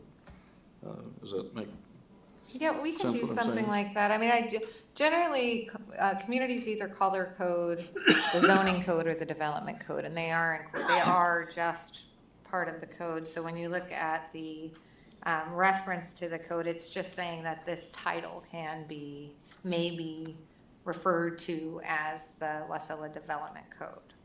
And so, but what we can, so in 1605.005, that's where we have that language. This title, which may also be referred to as the Wasilla Development Code, is adopted to achieve, and on and on and on. But we can, what we can do is we can create a subsection that simply says so subsection A would say this title may be referred to as the Wasilla Development Code, period. Then you'd go on, this title is adopted to achieve, you know what I mean? We can separate it out. Would that be helpful? I would be more comfortable with it. Okay. Just as a reminder through the chair to the council, when you actually do the adoption ordinance, it's gonna say, section 2, Title 16, Land Development Code is hereby adopted and incorporated into the Wasilla Municipal Codes. Yeah, and it is Title 16. So, it is in there, but I will, what I'll do is I'll separate it out and you guys can look at it again and it'll be easy to go back if that's not where you're gonna wanna go because we have the first draft. So that's the kind of nice thing. Also, Madam Attorney, on that same section there, where you have A, B, C, D, and E, you have C, which talks about beneficial impacts of growth, and you have D, which is a totally different rabbit hole, and then you have E, which talks about growth once again. I'd like to see, E become D and D become E, so we're talking about growth in just one section there. You're talking about the benefits of growth and also talking about mitigating the negative impacts of growth right next to each other as opposed to separated by something totally different, a different train of thought. And I will say, so this is, and I think that may be fine. I just did not rewrite the text of the purpose. I'm just So, no, I mean, we can't. Well, and that's one of the things though. So as we move through this, when we're talking about stuff I preserve for phase 2, I can create comments on those sections, but or I can rewrite them. And I can revise them too. I can do that. Or we can do something in between where we can just work on format as Councilmember Graham is doing now, which I think is completely appropriate. So we just have to decide as a council. So I tried to apply we only want a Band-Aid approach, but we want but unfortunately that Band-Aid was more like a cast. So when we worked through this, not to be flippant, but I think that so I think this is a great, Councilmember Graham, I think this is a great point because I think we have to make this decision as we move through. And so maybe that's the first thing we should decide. If I point out that we have a section that we're keeping for phase 2, the first question is, do you want to delve into purpose now? You're just substantially rewrote Title 16. It would be appropriate to delve into purpose. Or do we want to preserve this for phase 2? So I think that would be the first question I would ask council. And I realize we're just working through this, so it's just to kind of get a feel. Does anyone have any thoughts? Councilmember Graham, do you want to delve in or do you want to preserve your comments for phase 2? I mean, do you have a preference in that front? Phase 2 is what again? So phase 2 will come after the comprehensive plan update. So the idea was you're going to be going through, you have an RFP going out soon. Or not? They all came in on Friday. They're all coming in on Friday, came in on Friday. So you'll start the comprehensive plan process. And after that plan, and as sort of part of that plan, you'll then revisit Title 16 in ways that we have not revisited them. One, your zoning districts. Do you really want a rural residential or R1, R2? What does that look like? So that's part of that process, that comp plan process. And that then, in theory, or what's been proposed is after that, then you're gonna go back to the things that were not touched, or were not substantially touched, like your zoning districts and your purpose statement. And rework those to reflect the purpose that you've developed in your comp plan process. I don't know if we're gonna talk about the purpose of the, probably at least 30 hours that the council has put into this and thousands of hours that the staff has put into this at this point, I think it starts with purpose, I mean, if the purpose isn't clearly identified, and easily readable by, what was it, third grader or 13-year-old, or I can't remember what the, yeah, and easily understood by, someone that's not in the land development business, then we're kind of missing taking a strike before we even get to the plate. I mean, in this particular section up here, it talks about achieving the goals and objectives, and then it talks about growth, and then it talks about growth, and then it talks about public involvement, and then it talks about growth, and then it talks about growth. I don't know, it just seems that public involvement, either needs to be way up there or at the end. I'm not saying it's more important or less important, but if we're going to talk about growth in 4 of these bullets, then why don't we group them together is all I'm suggesting. Okay, we can do that. And we can just wordsmith some of this stuff too, and I'm fine with that too. But I just, one of the things council should remember is you do have a comprehensive plan, it's been adopted, and then you adopted these provisions in response to your past comp plan. So we are in good stead. We did nothing to violate the purpose statement stated in your code, made no changes that would be inconsistent with that, and made sure that all of the changes were reflected the intent, purpose, and directives of your comp plan, because by law, statutory law, we're required to do that. So we didn't deviate from that, but you may choose to deviate later. So what we could do for the purpose statement, so this is your purpose statement. I'm just going to read it. It makes it easier, so we're all on the same page. So this title, which may also be referred to as the Wasilla Development Code, is adopted to achieve the goals and objectives and implement the policies of the Wasilla Comprehensive Plan as amended from time to time. B, to ensure the future growth and development in the city is in accord with the values of its residents. C, to identify, secure, and manage for present and future residents the beneficial impacts of growth. D, to ensure public involvement in permitting, planning, and zoning decisions. E, to identify and avoid, mitigate, or prohibit the negative impacts of growth. And F, to ensure the future growth is the proper type, design, and location and is served by a proper range of public services and facilities.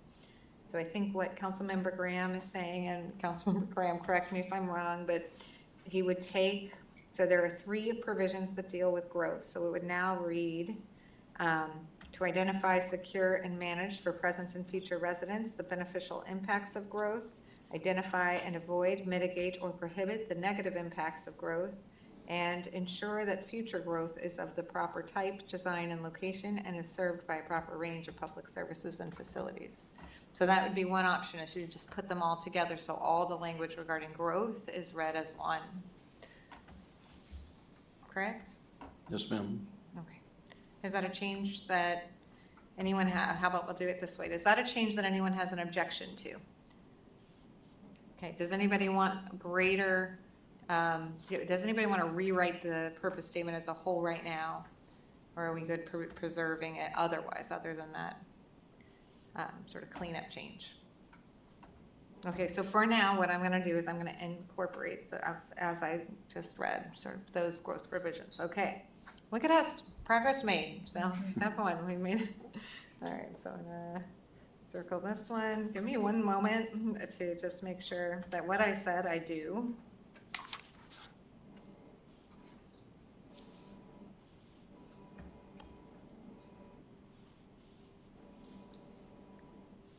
Okay, So section 160510 is the next section regarding authority. This is a new provision in part. There was language regarding authority, but the purpose of this section was to make it clear, because one of the things that is difficult for people to understand is the interplay between the city's authority and the borough's authority. The city came by its authority through a delegation by the borough, and so that's why the city has planning authority. It was delegated to it, and that means there's parameters to what that authority looks like. The borough, and so we want to make that clear, and we also want to make it clear that the borough retained platting authority. So one thing that I have been considering and something we've been thinking about is there does seem to be, platting authority sounds great, but how many people really know what that means? And so what it means to have platting authority goes to subdivisions. And I think the council members and certainly the commission members all understand that, but as just a person in the public, that can be difficult to understand. And so we have also, and this will come out in a later division, but we deal with subdivisions separately.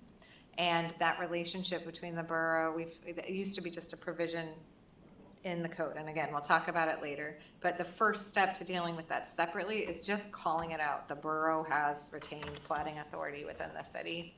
And then we talk about that platting authority later. So as far as authority, that's what the section does. It tells you exactly what authority the city has, and the provision in the Matanuska Borough Code that grants that authority. Does anybody have any comments regarding this section on authority?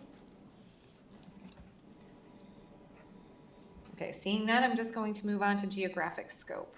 So one of the things that we did with geographic scope is we maintained with the scope of the title. For the most part, we maintained language that said that it included property owned or managed by the Alaska Railroad and the University of Alaska. I presume that change came because that clarity was needed. So I did not remove it, I left it. But one of the things we did do is we took the section regarding annexed property and moved it into this geographic scope. There's a lot of confusion about what annexed property is, what annexation is. And not, of course, among the council, but I mean among the public. And so we wanted to make it clear that any land annexed into the city would then be within the geographic scope of the title. That provision was elsewhere in the code, but we simply relocated it. Any comments on geographic scope or any concerns? Okay, general compliance. Madam Attorney, I do have a question where it talks about property owned or managed by the Alaska Railroad Corporation. Are all of the railroad properties due to federal patent or only the rail part of the railroad? Because I know they have a lot of investment properties, which to me it sounds like maybe that's what we're talking about. Well, most of their, I think, so it's a good question. And Alaska Railroad is a complex corporation. So as a public corporation, it has, as you're, I think, talking about, it has a lot of patents that came from, originally the Railroad Corporation was the Federal Railroad Corporation. And so then they passed that on to the Alaska Railroad Corporation, or to the state of Alaska really, which then set up the Alaska Railroad Corporation. So you have a lot of different forms of ownership for the Alaska Railroad Corporation. They also have a lot of deeds and a lot of long-term leases and a lot of other forms of ownership interests within the state of Alaska, depending on the community that you're in. So they pretty much, I would say they do it all. They hold real estate interests in just about every instrument form you can think of. They're very, got a lot of cool things. Oh, that's fitting. And they agree with me clearly based on their. I paid extra for that. Councilman Johnson, go ahead. Through the deputy mayor, so then is what this is saying then, if I may be slow here, I just want to make sure I understand.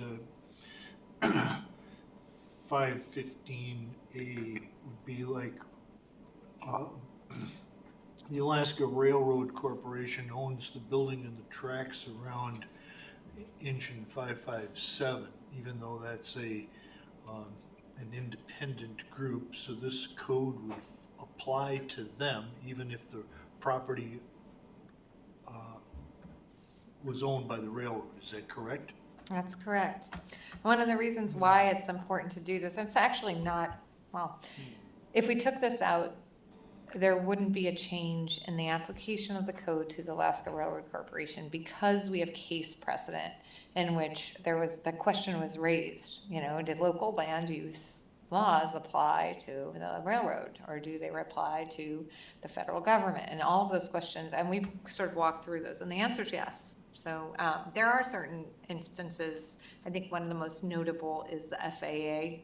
While land use applies to, say, airport property, that is definitely qualified by and preempted by the FAA's regulation of the air and in some ways the land, right, as needed for the airport. So, but most of these relationships, because Alaska has so many of them at play, we have answers to through case law. So then, Madam Attorney, so shouldn't we then actually reference the FAA's jurisdiction within the geographic scope? I think if we go into the various federal and state, if we start calling out the federal agencies, and this is why I would not necessarily, if I was rewriting this just clean, I don't know that I would make references to the University of Alaska and the Railroad Corporation, because I feel like the law is the law, and we apply it as it applies, and it may change, right? And certain aspects of it change, but it's not just the FAA, it's the DOT, and it's the, so we could do a laundry list, and even some agencies we haven't even thought of that may have holdings within our boundaries. So that is why we don't expand beyond. But I did preserve this because I feel like I am guessing the railroad and the university are two entities that the city needed or felt it needed to have identified specifically in their code. So that is why I left it. But I am okay if council wants to remove it. But okay. It was a good question though. I mean, that's a helpful question to the discussion, I think. Anybody have any other questions? All right, so the general compliance provision, maybe I'm ready to move on. That is 160520. General compliance section is actually very important and doesn't often find itself in an easy location in a code. And so I wanted to make sure that we had that in our general provisions. And this is just very generally, we want to make sure that nobody does, and I'm just going to read the first one because it's general, but it's important. No person may erect, construct, enlarge, alter, repair, move, improve, remove, convert, demolish, equip, use, occupy, or maintain any structure or use of land or a structure, or cause or permit the same to be done in violation of this title or the terms and conditions of any rezoning or commission approval. Any person may bring to the attention of the planner suspected violations described in subsection A of the section. The complaint may be by phone or in writing, but must include the full name of the person making the complaint. So this is just, you got to follow this code. We don't really care what you're doing. You just need to follow the code. And there's lots of times in the code that we're going to say you don't have to get a permit or you're grandfathered in, right? This is not making anybody do anything except for follow the code. And it's making sure people know that they can alert the planner to violations of the code or perceived violations of the code. This is in your code, but it needed to be, the two needed to be combined and presented clearly. So we did that. So for the deputy administrator, is that our current policy? If I have a potential violation, I go to the planning clerk and report it there, or am I going to be referred to code compliance? Yes, Mr. Graham, you can come directly to the planning department. Okay. Yeah. Holly, I just want to make one other point. Back at the geographic scope, we do have an example of that with the property that the railroad owns within the city. Even though it's owned by the railroad, we can constitute the use of that property. So it's not a designated public use. It can be commercial or rural residential, and they honor that zoning designation.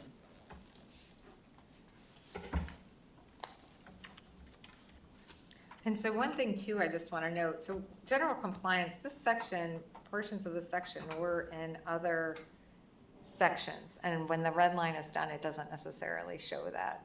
So I'm going to try and think through, actually I'm going to try and talk to our IT if we can find a way when that happens, and it might just be detailing it in in a note to council or in a memo to council, but I am going to try to figure out a way to make that clearer, because you can't necessarily tell. It looks like it's all added, and some of it is added. Most of it is added, but there's these pieces I know are they're piecemealed from other parts of the code and then added together and then cleaned up. So comprehensive plan. So the comprehensive plan, one of the things we want to do, the comprehensive plan before had a sort of a general list of what it included. We want to make sure we're very precise about what's included in the comprehensive plan, because that's law and you have to follow it. You always have to follow it, and it always has to be in harmony with your comp plan according to Alaska statute. So that's what this is. And one of the things that will happen, this will change. I mean, this is accurate as stated, but it will change after phase 2, because you'll have a different comp plan and you might have different pieces of that comp plan. But what this does is change the way you reference them. They are now going to be identified specifically. So a person who's trying to figure out if they like what you're doing for land use is going to be able to pull the comp plan, and they're going to be able to identify what actual documents are considered the comp plan. And so then they can, they can form their basis of support or concern. Any questions regarding that or concerns regarding 1605-025? On, looks like item B at the bottom of page 5 here. We'll make a copy of the plan available at the city clerk's office. Shouldn't that be available at the planning office instead of the clerk's? I mean, particularly with the change in traffic flow here, where the clerk's office is difficult to get to. You got to walk past the planner's office to get to the clerk's office. So shouldn't they be going to the planner's office to view the comprehensive plan? Because that's where the expertise is, that's where the knowledge is, that's where the nuts and bolts are, as opposed to just being a library, which would be what would happen if it was in the city clerk's office. Sure, I mean, we can definitely do that. This is such a imperative, fundamental document of city functioning and government based on the statute. So I think that's why I put it at the clerk's, but it is absolutely appropriate to be at the planners. I would defer to the city clerk on where that would be best housed. Should we put it with the planner?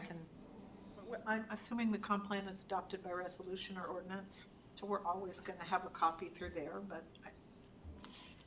I think it probably makes more sense in the planning office, but our office will certainly always have a copy.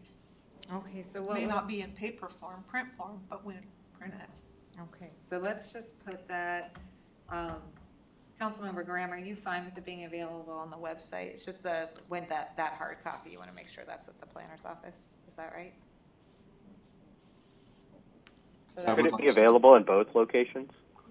Yeah, I would like to see a hard copy available in the planner's office, but the clerk should certainly have an electronic copy, since it is part of the Wasilla Municipal, or a founding document essentially of this development code here. So we have a choice, we can do both, just the planners, or, and I would say just the clerks. But I think after listening to the clerk's comment, I think we can do both or the planners. I would say that's where we are. I would say just mandate it in the planner's office, because other regulations or specifications would mandate that it's available electronically in the clerk's office, but people wouldn't.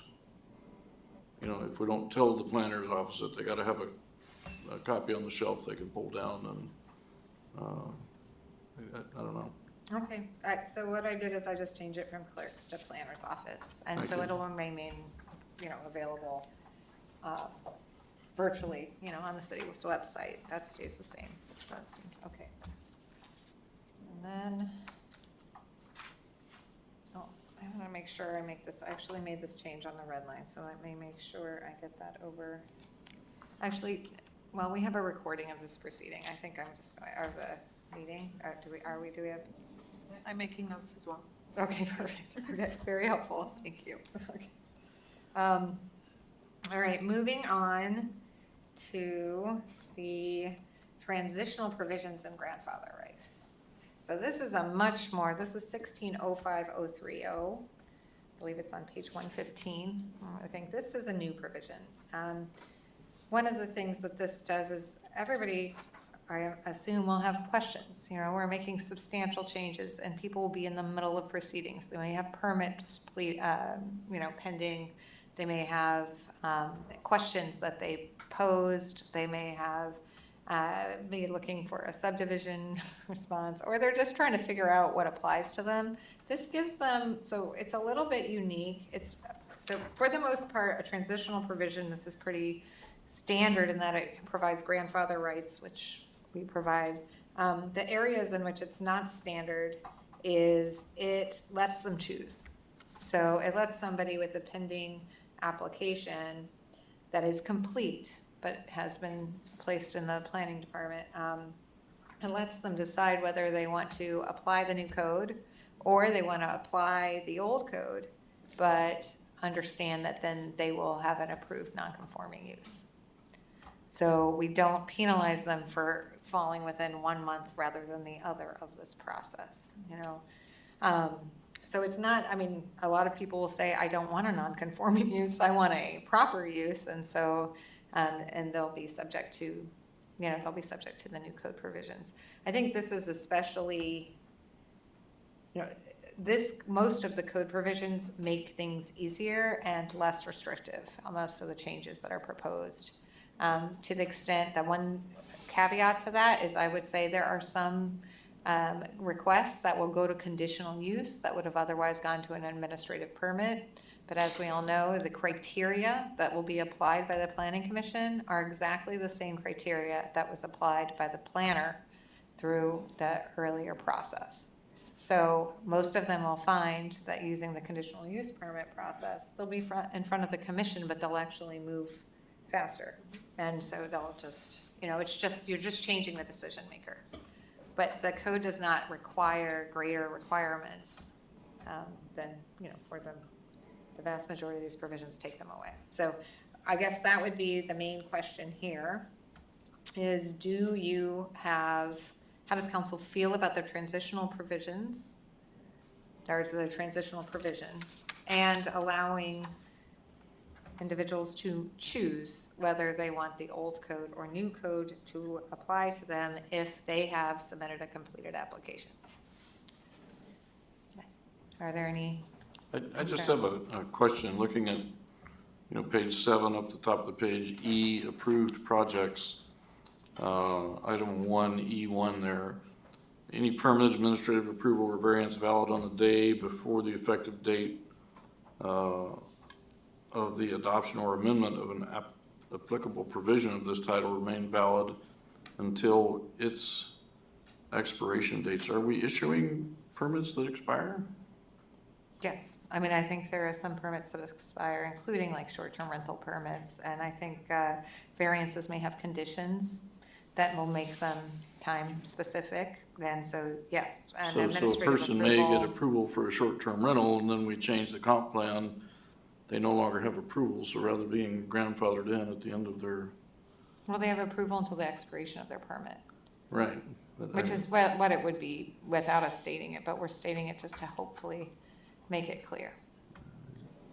I'm just cautious about having a substantial fiscal penalty to someone who's invested in our community in a way that we thought was appropriate. Now all of a sudden we're saying, well, we've changed what's appropriate, so all that remodeling you did on your house to make it a VRBO or Airbnb or short-term rental, whatever you want to call it, is now a moot point. I mean, are we setting ourselves up to have somebody sue us and say, hey, based on your approval, I spent $75,000 and now you've changed it?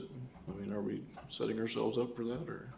Well, I think we're definitely, what we're trying to do is make sure they know that their permit remains valid, even though It remains valid until its expired. expiration date. Yeah, until Does it the code, expires. does the code specify a period there, or is that something that the planning department comes up with and says, yeah, this permit's good for 5 years? Does the code say, yeah, I'm curious. Some permits are specific, they have a time specific. Others are, you're permitting an activity, in perpetuity, so they're not gonna be, you're not gonna have, so a conditional use permit, for example, runs with the land, right? And so it doesn't expire, unless there's some sort of condition placed on it conditional use permit procedures usually authorize the planning commission to put in place conditions. And some of those conditions may, they may imply an expiration date, but that you're really gonna find that with variances sometimes, because there may be some variances that change with time and they want to approve it, but you approve it pending certain things, or there will be an expiration date. And then we have permits for, so I think that's what this is saying, is if your permit, obviously if your permit doesn't have an expiration date, you're good to go. But if your permit does have an expiration date, you're good to go until it expires. So we don't want people to panic because they have a permit and then it changes the next day and they think, is this permit still good? So I think what you can do is just remove this. It's not necessary information. It's trying to give them more information, but it's not gonna change the outcome, which is if you got a permit, we have grandfathered rights clauses in this code. So if we granted you a permit under the laws as they were, that permit is good until it expires. So here we're applying, there's so many different types of permits. So we can not say it, and this is just sort of letting them know what happens with approved projects. I think if we were to strike their, the last phrase there, until its expiration date, Ian Crafton I don't think that has left. I don't think that changes the intent or anything there. It just removes that lack of clarity that I was seeing there. The permit remains valid. Councilman Graham, just a moment. Directors, you are free to go or free to stay at your choice. Go ahead, Graham.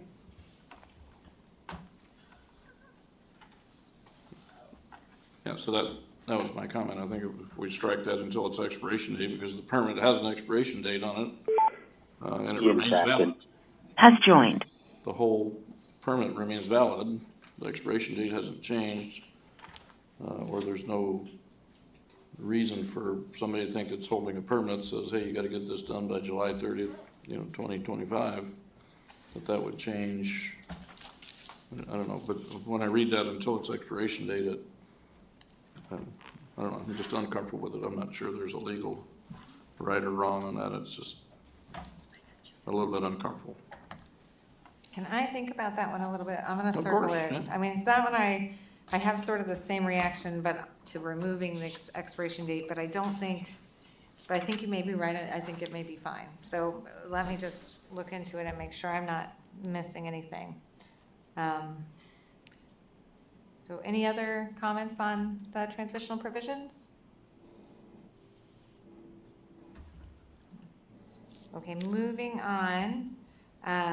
So the other thing to note there is we deal with, in subsection F, we deal with remanded cases. So if the commissioner or hearing officer remands a case to another decision-making body or person, that body shall process the case under the rules applicable at the time of the original complete application. At the time that the original complete application was submitted for approval. Unless, and this is again where we get that choice, the applicant has waived the application of previous provisions of this title. And that just makes sure that if they want the new provisions to apply, we will allow that to happen and we'll apply those rules. But they have to request that in writing. That's another thing to protect a sort of, we want to make sure that they think through what they want to apply, they understand the consequences and the differences when it applies, and they communicate that to the planning department clearly and in writing so we know what we're applying, so we eliminate any sort of uncertainty. There'll be some uncertainty. We're changing the law in the middle of something going on, but I think we worked hard, and this is one we worked together trying to figure out how do we make sure we're giving them direction. The other thing is, currently schedules of fees are set by the planning commission. We changed this to the council. In my opinion, when you're applying fines, penalties, fees, that should be done by the council across the board. It's more appropriate. The commission certainly, and the planning department, the enforcement officer, they enforce the laws, and fines, but I would recommend council set them. So that's that change. Any questions or concerns regarding that change? Okay, the next section is definitions, rules of construction, and exceptions. It's chapter 1610. So we have made it through chapter 1605. We have one chapter down. So, so I guess the first thing I would ask, is there any questions or concerns specific to chapter 1605? No? All right. So one of the most important things that, well, let's see, let's move into 1610. I think I might be getting ahead of myself a little bit. Okay. There's really been no change to interpretation, at least generally speaking. And so I don't know, unless somebody has a concern regarding interpretation. One of the things that we did is just make sure we incorporate all the interpretation provisions into one section. Okay, I'm gonna move a little faster or we will finish this in 2028. So I'm going to go but I'm going to keep checking in with you all. That is not to discourage interruption. Please just interrupt. I don't know how else. I think that to move fast, we're gonna have to relax the rules a little bit on that one. Okay, rules of construction. Very simple rules of construction at this point. I expect this section to grow. I think it will grow after phase 2. It may grow over the course of our discussions because it will help me to know where council's concerns or confusion sets in. We might get comments from the public. I know the staff will be paying attention to this. I included two really. This one is one that was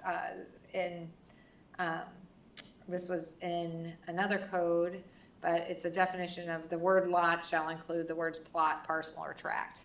And one of the things is we'll use different terms, and you'll most likely, when you're changing your code, there'll be use of different terms. Sometimes our provisions are informed by the borough's provisions, and they'll use different terms. So just making it very clear, like all of these things are parcels. We're not gonna. There's not an intended difference. The other one is a very interesting one that came up in practice, and that is that a building under this code is always a structure, but a structure does not always qualify as a building, as that term's defined in this title. And that has been the case, but we are saying it up front, and the reason why is your code defines building as having a certain square footage, or and that impacts what is subject to certain regulations. So we just want to say that up front too, so people don't read them interchangeably. They probably still will read them interchangeably, but when that confusion sets in, they might go looking for a definition. So these are things that we are keeping track of for creating clear, user-friendly, hey, is a structure a building? These basic things. Like, what if I only have a garden shed? And there's a bunch of provisions that apply to that. But some of this we have to pull together in a reader handout and make sure those get on the webpage. So we're paying attention to that. So sometimes if you just notice something like that, let us know that too. Like, I would like a handout on that, or could that be something included in one of the handouts? So when we get to that phase, we're including those things. Conflict provisions. This is a really standard provision, but it's important to have when there's conflicts, especially with private agreements, which is in subsection B. People get confused, and then the planning department will spend a lot of time identifying why it applies and to what extent. So is there any comments regarding conflicting provisions? Mayor, I think there's an error. It's conflict provisions says 1605.020, but I think it should be 1610.020. Oh, thank you, Yeah. yes. Yeah. Thank you, yes. General exceptions, so these are, and again, this is an area that may grow. This is a area that preserves or exempts certain types of structures and building from the code. So the first most important one is public utility or government structures. So it says the erection, construction, alteration, or maintenance of public utilities or governments of underground, surface, or overhead electrical, phone, gas, steam, fuels, water, or sewer transmission, distribution, collection, communication, supply, or establishment or disposal systems, together with towers, poles, wires, mains, drains, pipes, conduits, cables, signals, and so on, but not including buildings, shall be permitted as authorized or regulated by other laws or ordinances, and shall be exempt from the provisions of this title, for obvious reasons. So these are important infrastructure, utility, public utility. We want to make sure that they are able to do what they need to do when they need to do it, without confusion regarding what applies or does not apply. In addition, the Regulatory Commission of Alaska regulates a lot of the utility and oversees those utilities, and so we want to make sure we don't inadvertently create or get into a realm where we don't realize we're preempted. There's also statutes under Title 29 that also govern utilities. So the purpose is to sort of lift that up. That does not change that the buildings of a, say, utility company or, is subject to this code. It is just that infrastructure.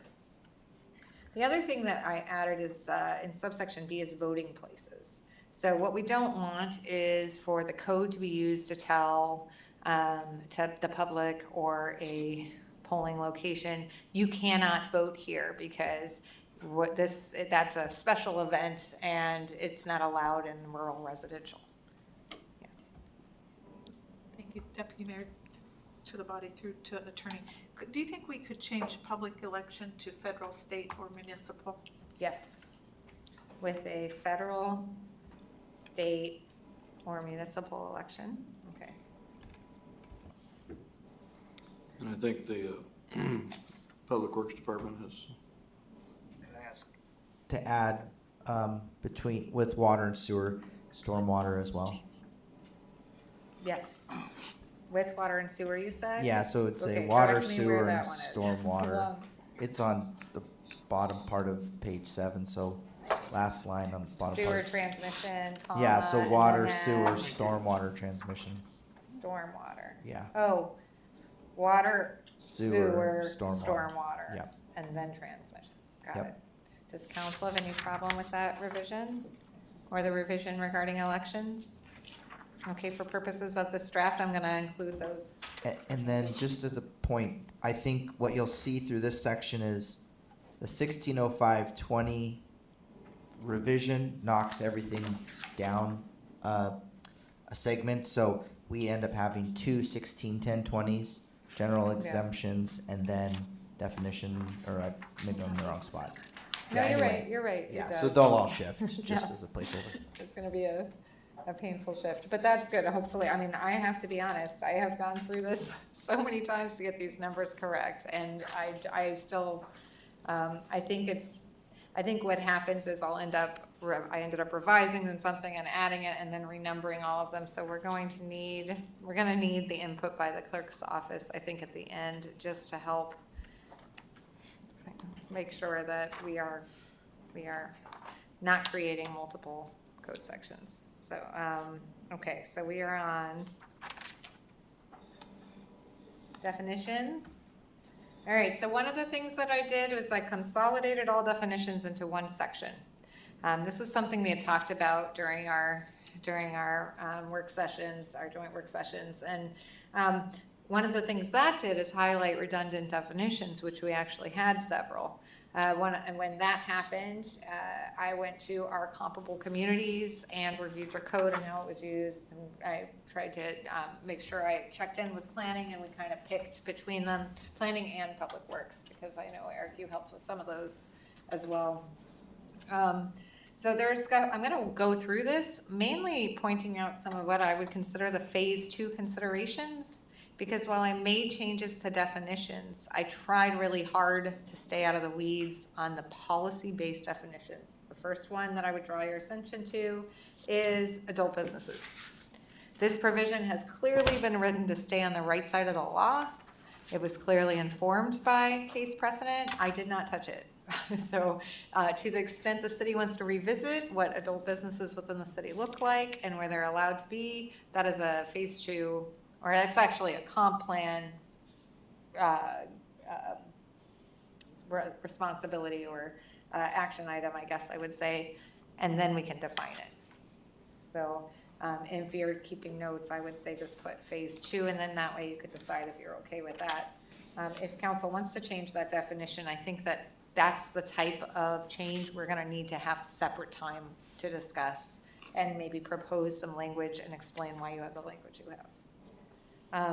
The other thing I would like to say is I'm gonna move through this, but I think it might be more effective to set a time, because we could go until the end time, and maybe that's what you wanna do is, the cutoff time, but we are gonna be able to do that for a while. So I'll keep moving, and we can maybe check in at a certain time, Deputy Mayor. Is there, do you wanna set a time that we kind of check in and see where we are and see how long they wanna go? Yeah, I feel that we can go till 9. Okay, does that sound good to everybody? And that doesn't mean. Can we take a 5-minute break? Yes. We're on a 5-minute break. It's 8:10, back at 8. The report is, while there is a numbering error in the title, it is not in the chapter list, which means we do not have to renumber. It was just I failed to carry over the change and the correction. So that makes me very happy.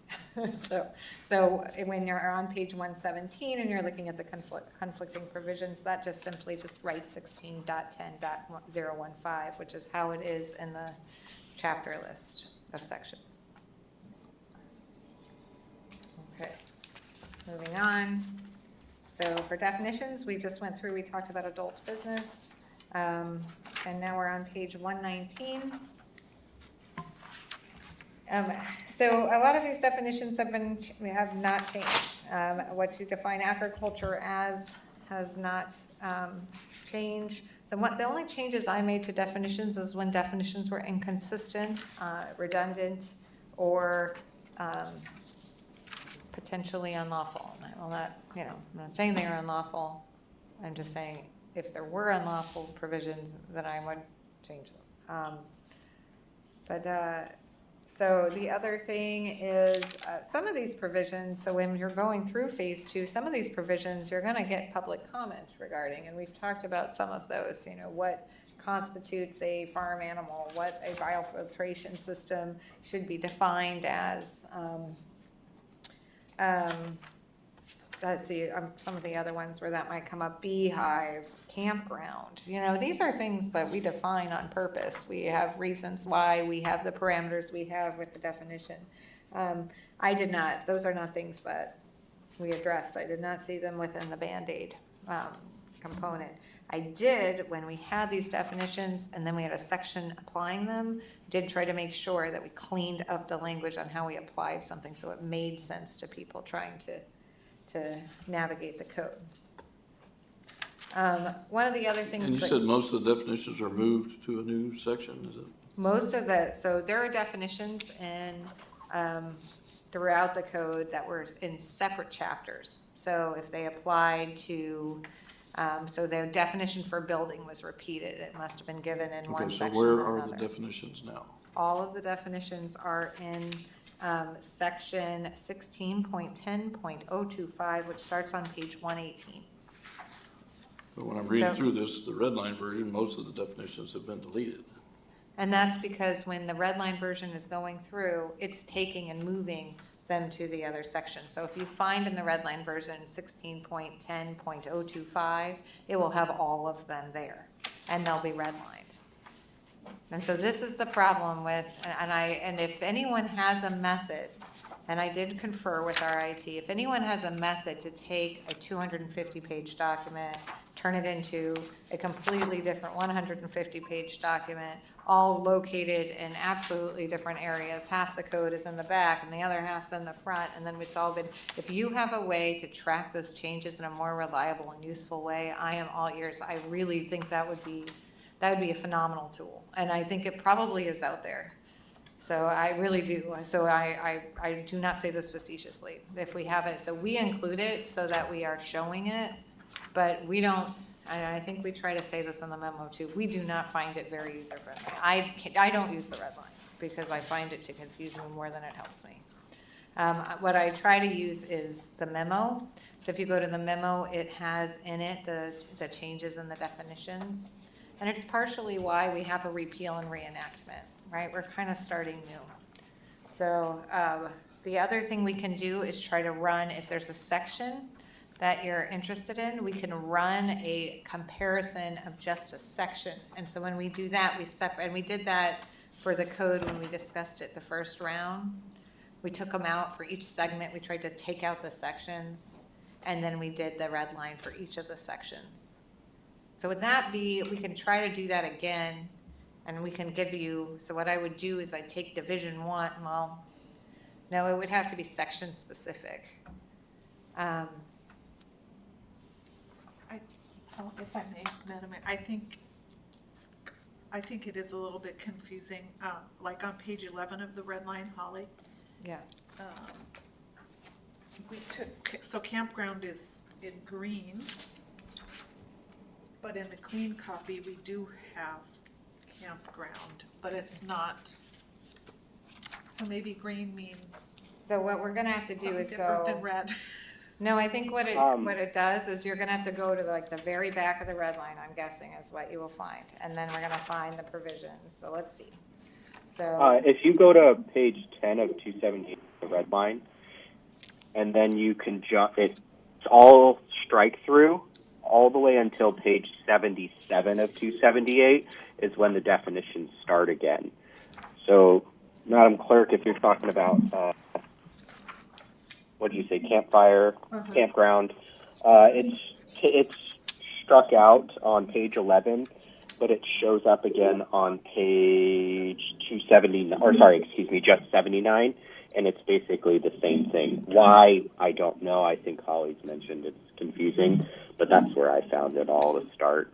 right, because I cut out hundreds of, like I cut out like 40 pages. And so if I cut out 40 pages and then I take something from the back of your code, right? And then I move it to the first, say, front of your code, which I've done, right? With the annexation is the perfect example. That's a provision that lived elsewhere, like further down in your code. Now it lives in the front of your code. So a red line form by Adobe is going to say, okay, you've moved all of this, you've struck all of this, you know, and then you put this here, and it's going to show you that through these red lines. So the other option we can do, but I would not recommend you, like we can use our administrative staff to do this, I think, but I don't know that they have this ability. So the other thing we could do is, and we could use a paralegal, but it would cost money, so there might be something we could talk about, is to go line by line and just literally say, this section came out, this section went in. But if we're going to do a red line in that way, you may want to consider not doing a repeal and reenactment, because we have just then shown every amendment to the code, which is, and then that's when we, you know, when we use the repeal and reenactment, it's just when that is just too cumbersome or burdensome. So, but we are willing to do it, but I just, it's something council should make that decision as a whole. Otherwise, we can continue to hopefully just try to navigate this red line. That what I find the easiest way to navigate it is online, because then I can do a control find. So if I want to look up campground and I see a campground's been stricken, and I want to explain why or where it went or where it was before, I'll do a control find for that word. So I don't know. Does council have any direction on this? I know it's really helpful to have a red line. So I think, do you want to create a strike-through document? Okay. We can also save it till the very end, change our mind, you know, when we're all done, and then create a strike-through document, or even a strike-through document of sections if we think it's needed. Does that sound? Maybe. Okay, all right, so we'll just keep it on the, but I would recommend we don't get too, if we try to decipher the red line during the meetings, again, we're gonna have a really hard time with it, but, So for this discussion tonight, are we looking at any of the definitions, or are you just telling us where they are? yeah, we can look at them, and so we just need to go to, so we can look at the definitions. I can tell you the definitions I looked at, and a really useful piece of a resource is the memo that I provided, because in that memo, I go through the definitions that were added and the reasons why, but I'm gonna go through them So at the last now, so that council will- meeting, we talked about the definition for campground, and I see it's the same.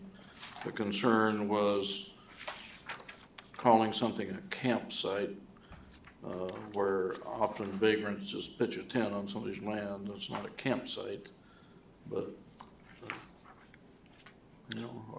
how do we send code enforcement after? Because, currently, if a vagrant pitches a tent on somebody's land, they don't know about it. Code compliance sees that and then contacts the owner of the property and says, hey, why do you have somebody camping on your property? Why do you have this illegal use there? And he could say, well, it's a campsite. What's a campsite? I'm confused with that. And then also when you talk about cornices on the next page, page 11 of 150, talks about a horizontal molded projection, and not all cornices are going to be molded. It's more of a decorative projection or something. Yeah, these are definitions. So one of the things, this is a campground, the definition for a campground. So let's start there and then we'll move to the next one.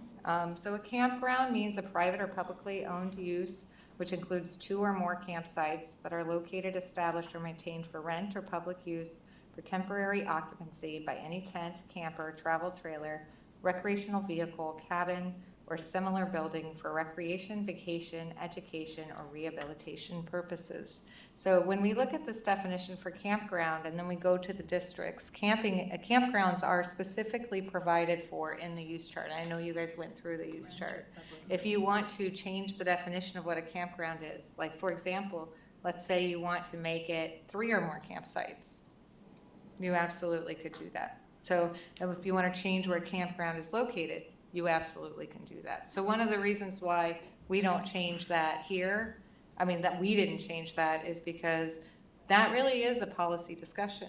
What a campground looks like in the city of Wasilla is absolutely subject to a policy discussion, and those are appropriate discussions to have as you decide what your community looks like.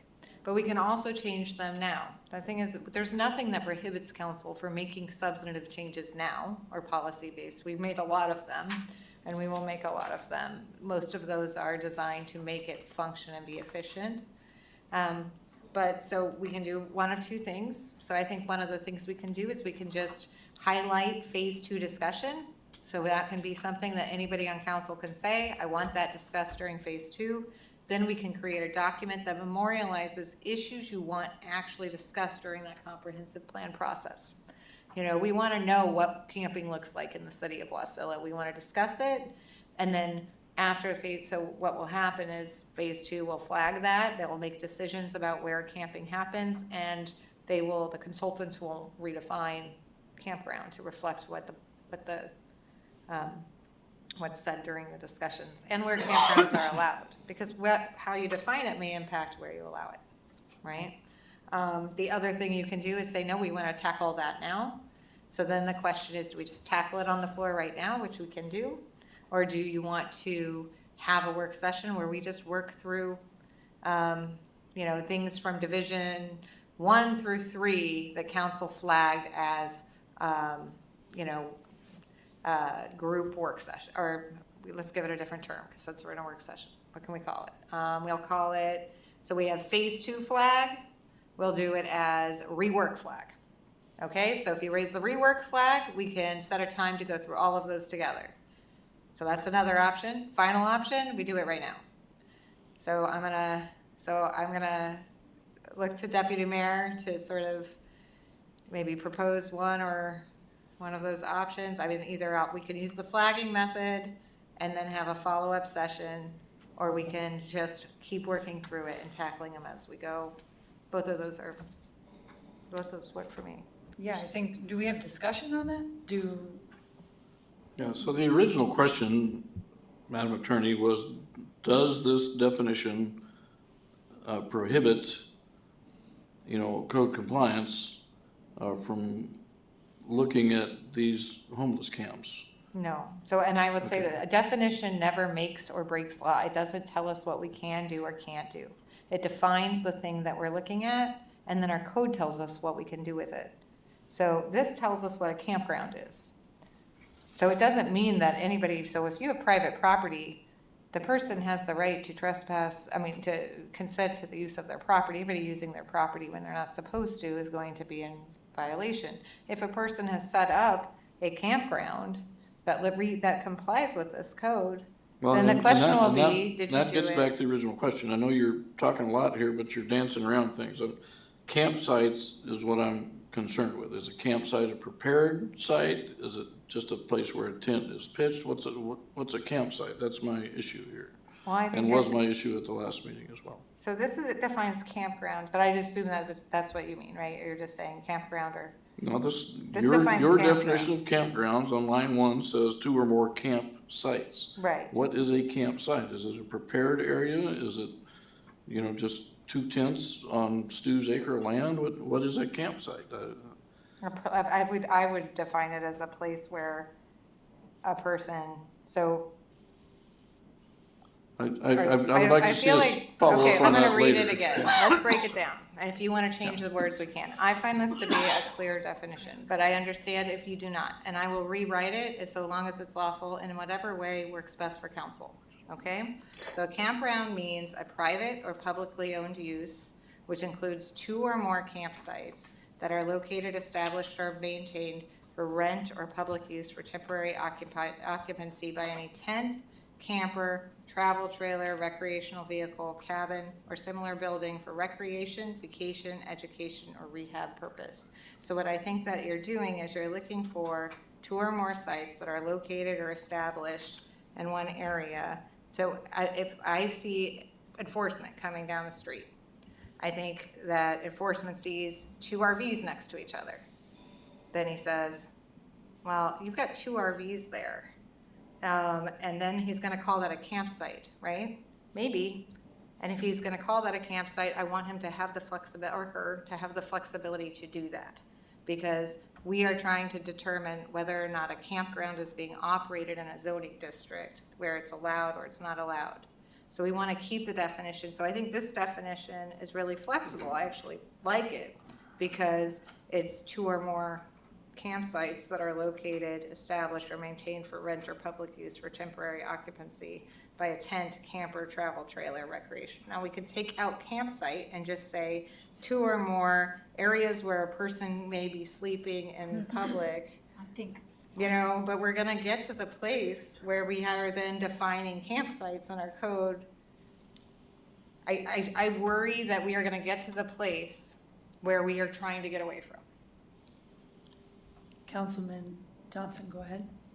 So if we were to just simply insert the word prepared, I think that would eliminate the whole problem in that you couldn't just have a homeless camp if they're not prepared or they're not intended by the owner. So the word prepared campsite would define the campground itself. Public Works, Eric? I think Holly was almost on the verge of kind of walking us through that thought process. So you see 2 tents, 2 trailers, something like that, and then code compliance says, is this a campground? And goes to the owner and says, are you running a campground? And the owner says, no, they're squatting, help me get them off. Then the code compliance would help that owner and not cite them. If the person said, yes, I rent those spots and I like the income, then the code compliance would say, well, as a campground, you're renting. Or they could say it's for free, I'm just letting people stay here.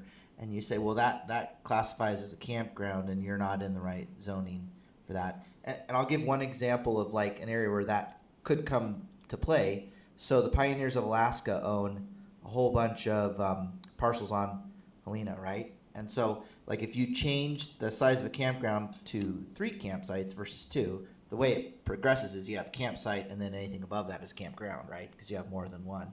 So you did that for 3. They have 7 lots. They could have 14 campsites but not be a campground because they're on 7 lots. And so you get in this weird, like, chicken and egg, what can you fit? When I think the whole premise is the neighborhoods that are not zoned for campgrounds are going to see that as an incompatible use. But I don't see anything, to Mr. Johnson's point, I don't see anything in that definition that would drag an unwitting property owner into violation with code compliance. Code compliance would say, are you running a campground? Are you renting this out? No, I don't even want them here. Great, I'm glad we're talking because now we have a vagrancy problem that I'm here to help you with because they're trespassing or whatever the illegal access is that Holly talked about. Right, and a private property owner can always tell someone to get off, whether you want to call it a campsite or not. You know, if they're not supposed to be there, we're not going to hold them, we're not going to say the person is trespassed on your property and therefore we're holding you liable for the use, because we have an enforcement process that has multiple days requirements. So at that point, let's file a notice, you know, let's say we file an enforcement order. The person would say, I have been trying to get these guys off forever and I've filed a trespass order, or I need your help. And I think at that point, they are not using the property is being used in violation of the law. We wouldn't have a basis to hold them responsible for that conduct. So, but again, I mean, to Councilmember Graham's point, you can be more specific, and sometimes we're gonna need to be. Here, I think the cost of being more specific is actually, it's going to hurt us in the end. And when I say hurt us, I simply mean this allows for the city to, you know, to take the action it needs to take. That said, if the city redefines where campgrounds are permitted and what that looks like to them, then I think at the same time you certainly want to revisit the, you know, you want to revisit the definition.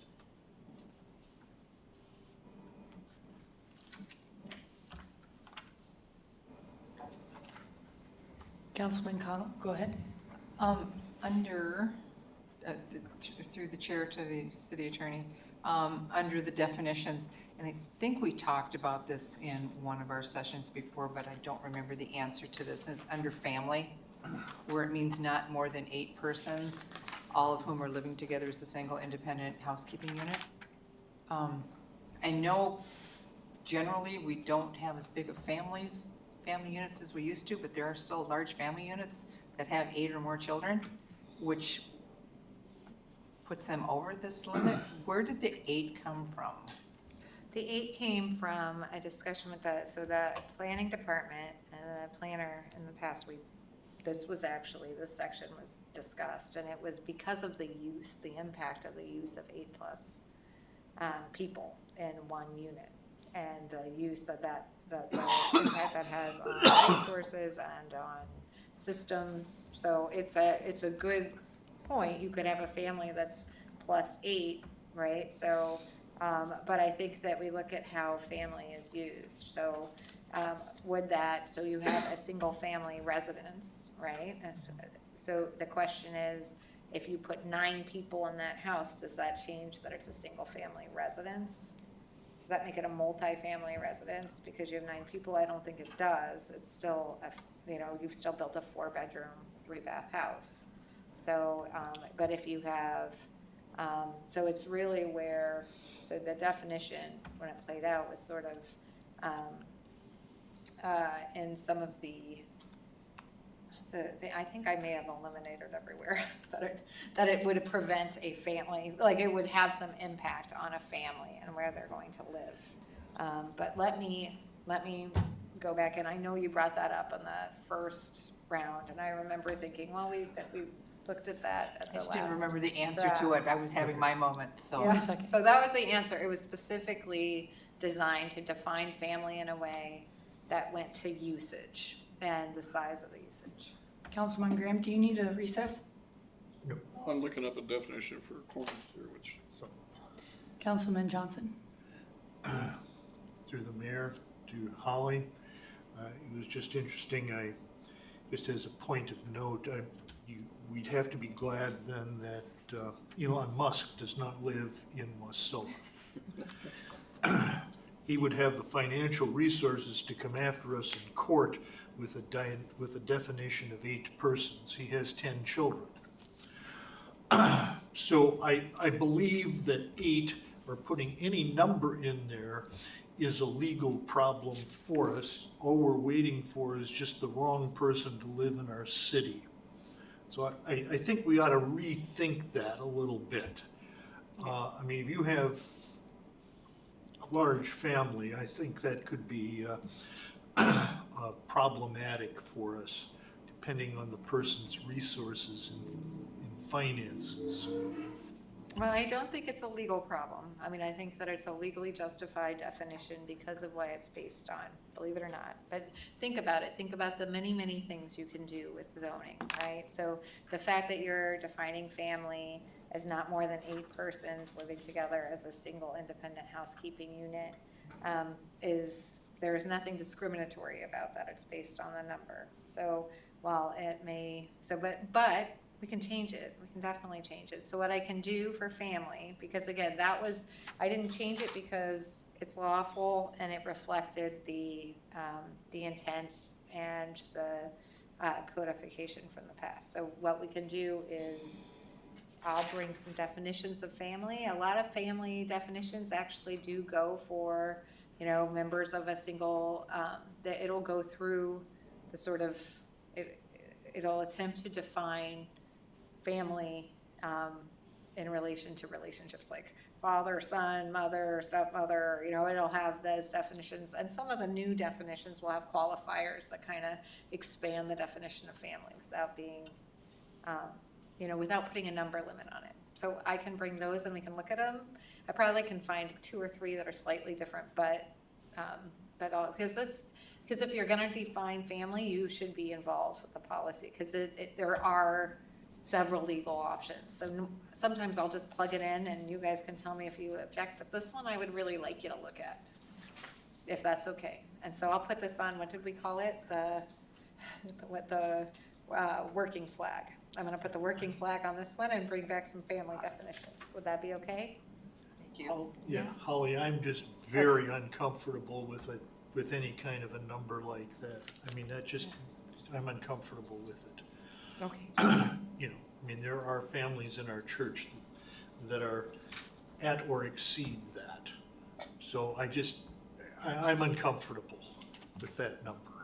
Okay, no, that's understandable. And again, I think it's just an approach that was designed to move away from, which I think the city made this decision to move away from the relationships, but you don't need to move away from the relationships. We have definitions that incorporate them.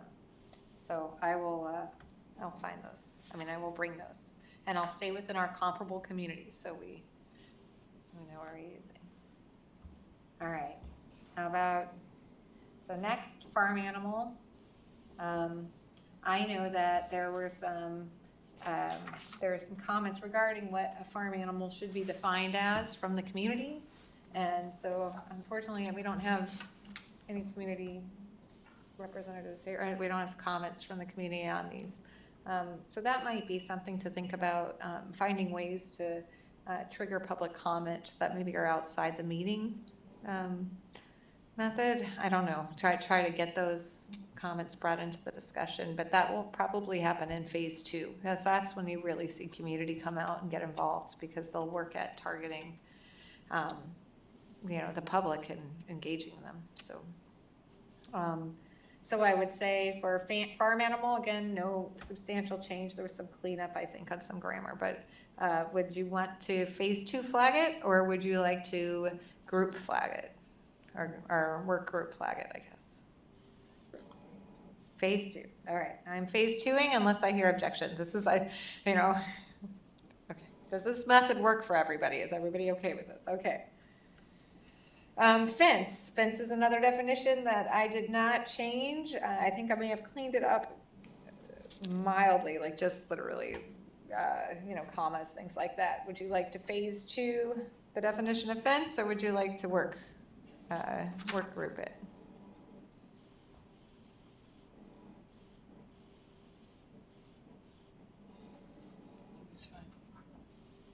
Okay, I'm gonna give it about I'm gonna move quickly. I'm going to decide from what I don't hear that it's phase 2. If I don't hear anything, I'm gonna say phase 2. Okay, I assume if somebody really wants to work on it, they'll raise it. Firearm was changed. It had it did not have the correct Alaska statute reference, so that has been updated to make the correct, to insert the correct reference. That is a very brief definition that relies solely on the state statute. I'm gonna leave that one alone unless, and we will not flag it for either phase 2 or work group unless I see here otherwise. Hearing nothing, I'm gonna move on. Firing range. Firing range is a definition, the firing range, the outdoor firing range anyways, I think that was something incorporated into the code a little bit later. I am not going to flag that for phase 2 or work group unless I hear otherwise. You may want to, the one time I see that possibly coming up though is if you revisit indoor and outdoor fire ranges and what districts you want those in during phase 2, but I won't specifically flag it. Okay. Ground cover. So, Madam Attorney, yes. I see ground cover on twice. I'm on page 83 of 278. I'm on page 123 of 538. So I am using the code. So what, Councilmember Crafton, what page are you on? I just want to. 83 of 278. He's on the red line. Okay. Yeah. On the red. Okay. So I'm going to try to keep the red line going as I work through the clean copy, just so I can follow your comments. Okay. So Councilmember Crafton, you said page 83, right? Yeah. Okay. I'm in the binder. Okay. I'm ready. Ground cover's on here twice is what I'm. So ground cover is not on here twice on the clean version because it was redundant. So it was one of those provisions, Okay. I think, that just got repeated. Okay, thank you. I hope. Oh, yeah, down below. It's not. So what happens is it goes G, H, goes G again. So you jump, Oh, you jump to so, the next one, it goes. oh. Yeah, you see that? Flip Maybe, this over again. yeah. Oh, did I, See that? It starts back again. is it the same definitions? Is it just repeated? Well, I think ground cover is, but.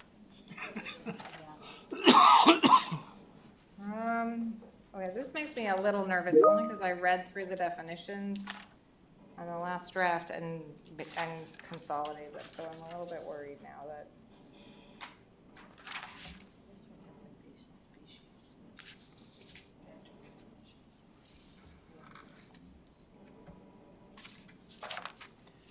Okay, I'm a little bit worried that this is not, well, it's okay. All right, let's just go through the definitions and I will double check and make sure that this isn't the wrong, it's the wrong graph. Okay, so ground cover is this exact same definition. Is that what you're seeing, Councilmember Crafton? Or is it different? Okay, so what? Yeah, that's the thing is they're different is what I'm seeing. Okay, so I think what happened was somehow so I need to go back to my last draft and make sure which one is the more up-to-date version of the definition. Because this is I'm guessing it got left behind when it was cleaned up. Let's see if I have any other issue. So let's see, okay.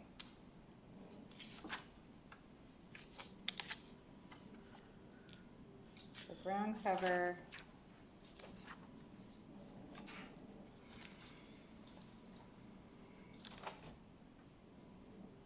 I'm just gonna read these quickly and give you invasive species.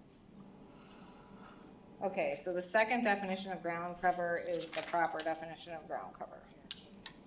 So I'm thinking that I just made a error. Could you read that for clarification purposes for me? Yes.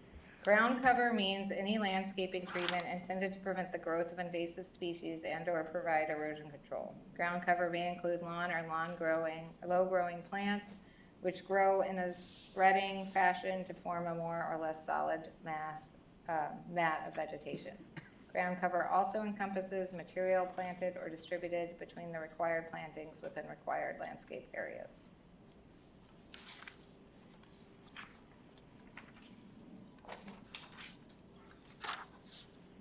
Thank you. No, thank you, and I'll get this cleaned up, I'm sorry about that.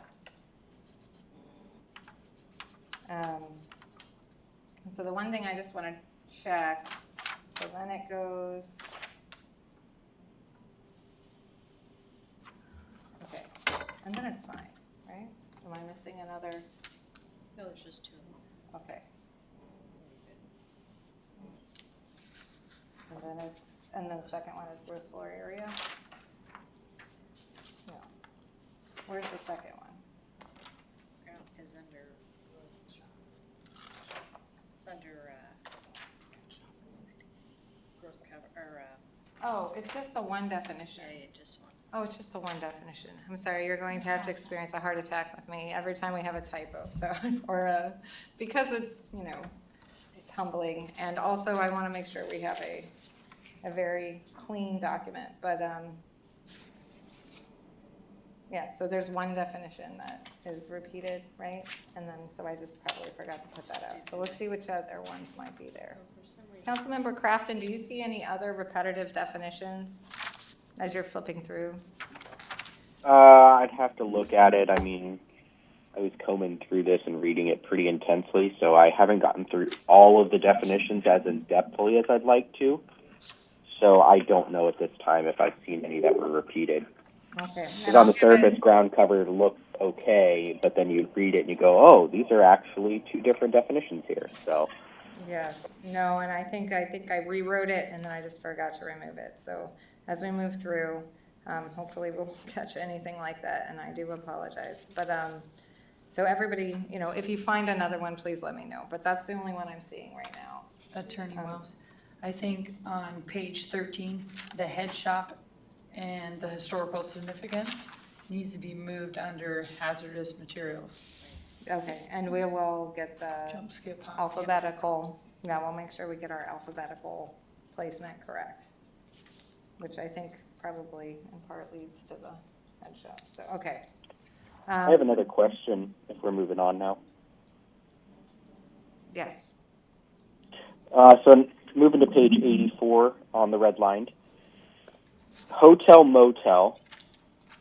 So I see it starts at 6 guest rooms. My first question would be where did the 6 number come from? We met and discussed potential, like what to set it at based on the fact that hotel and motel were the same thing. So that's where the 6 guest rooms came from. It came from looking at your short-term rentals and trying to come up with a number. And they're totally arbitrary and from my brain. So you guys want to change them, you absolutely can. I mean, it really was just looking at the numbers used in other communities. I did look at those, but then I just, I set the numbers based on size and, really just looking at those other comparable communities and then discuss them with the planning department to make sure that made sense. I would encourage moving that to 5 is my thought. The reason why is 5 units is considered a commercial property versus a 4-unit property is considered residential still. And this is really going to determine when we're talking about short-term rentals a lot. And I do see a lot of people have 4-unit properties that they use as a short-term rental. And so each individual unit is its own short-term. And then if they have a 5-unit, I mean, it's commercial, but we basically don't have a definition for that at that point. Is how that would look in my eyes. But I would think moving that to 5 for a hotel is where that would start. That would be fine, and then if we did that, we want to change the definition for small hotel motel to 5 too, right? Correct. Okay, does any other council member have an issue with moving that to 5? Okay, then I'm gonna move that to 5. Perfect. And then along those lines, just throwing it out there, when we get to short-term rental, maybe we put a cap on it saying that short-term rentals are a property of up to 4 units, and anything over 4 units at that point now becomes, you have a hotel or a motel at that point. And so we actually have short-term rental is defined, and we define it based on basically the term of rental, the 30 consecutive days. So even if you have a motel that's under 30 days for its rental, so if you have, okay. If I have a fourplex Then they're gonna have to and I do- rent out each individual unit, I don't have a hotel or a motel.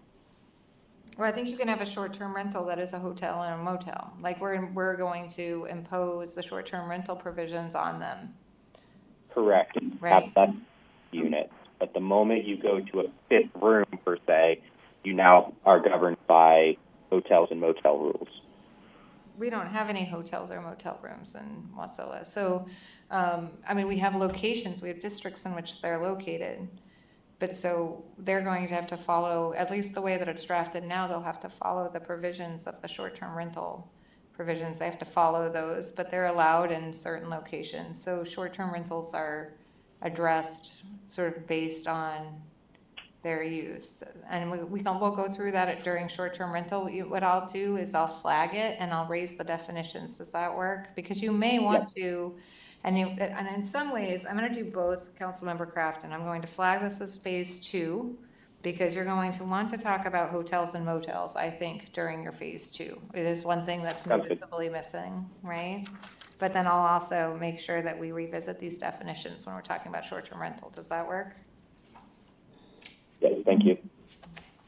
Is the definitions, and we're gonna change, but I am, in the meantime, gonna change that to 5, because I don't see any disagreement by anybody on council. Okay. Okay, so aside from the 2 out of alphabetical order, and the 1 that's repeated, let's see what else we have. Improvements. If we could come back to a head shop while we're in the H's there. Okay. When we talked about adult businesses that talked about 25% of the floor space or something like that, and this one here just says specializing in this, so shouldn't this be consistent with the adult business thing where a certain amount of the floor space is dedicated to this type of activity, or? Well, I think that in some ways, because head shops involve a controlled substance, although it's an excellent point because that is changing. So it is potentially changing, right? We have, and I don't know that it will actually happen, but they're gonna declassify, or they're gonna reschedule it. If that happens, then you're not dealing with a federally unlawful substance. So maybe that changes the analysis. But I think one of the reasons why they just say head shop means any sale of tobacco or marijuana or other non-legal substances. Well, this talks more about paraphernalia than it does about being a dispensary for that. It says that specializes in paraphernalia used for the consumption of tobacco, marijuana, and or non-legal substances. Other So non-legal substances. that's why I think this is, but we can change this. Again, this was done during your design overlay district section. I think that's when they came up with this definition. So if you want to change the definition, we can workshop it. So we can flag it for a workshop. We can flag it for phase 2, or we can delve into it now.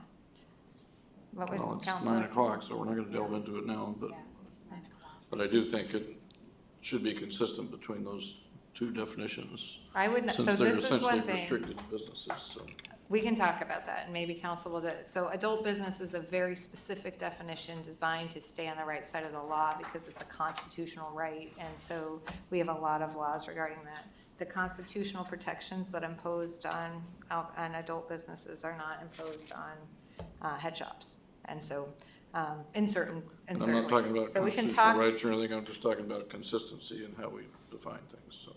Okay, but when you define something regarding square footage and what's happening on that, that is a substantive definition change. So we can go through it, and that's absolutely, it may be wonderful. It may work great, and it may be exactly what council wants. But I'm just saying, then we are gonna lift adult business from phase 2? Are we gonna lift adult business? So we're gonna put adult business and head shops on work group? We're gonna flag both for work group?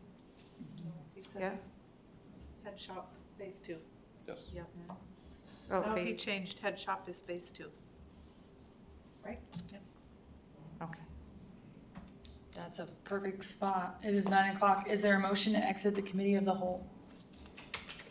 Madam Deputy Mayor, I move to exit committee of the whole. Is there a second? Second, Councilman Johnson. It has been moved by Councilmember Graham and seconded by Councilmember Johnson to exit committee of the whole. Is there an objection to the motion? Hearing none, we are now out of committee of the whole. The time is 8:59. We are now at new business. Madam Clerk, were any items moved from the consent agenda to new business? There were, Madam Deputy Mayor, but we took that under unfinished just in the interest of time. So we suspended the rules kind of indirectly. Thank you. So hearing none, we'll move directly to audience comments as there are no items under new business or communication. As there is nobody out there. We are now at Mayor Clerk, Attorney Council comments. Madam Clerk? Thank you, Deputy Mayor. I just wanted to announce candidate filing period closes this Friday, right, the 26th. So if anyone's interested in running for council seats A or B, candidate filing packets are available online or from the clerk's office. And we will see you all here August 12th, next regular meeting, and Deputy Mayor Rubeo will be chairing as well that meeting. So thank you. Attorney Wells? yes, I just wanted to thank council. I know this is really hard, and we have a long way to go.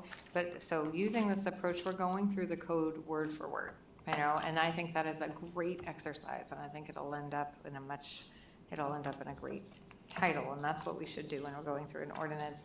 It's going to take a long time, I think, like when I look at what we're looking at today, and this is just definitions in Division 1.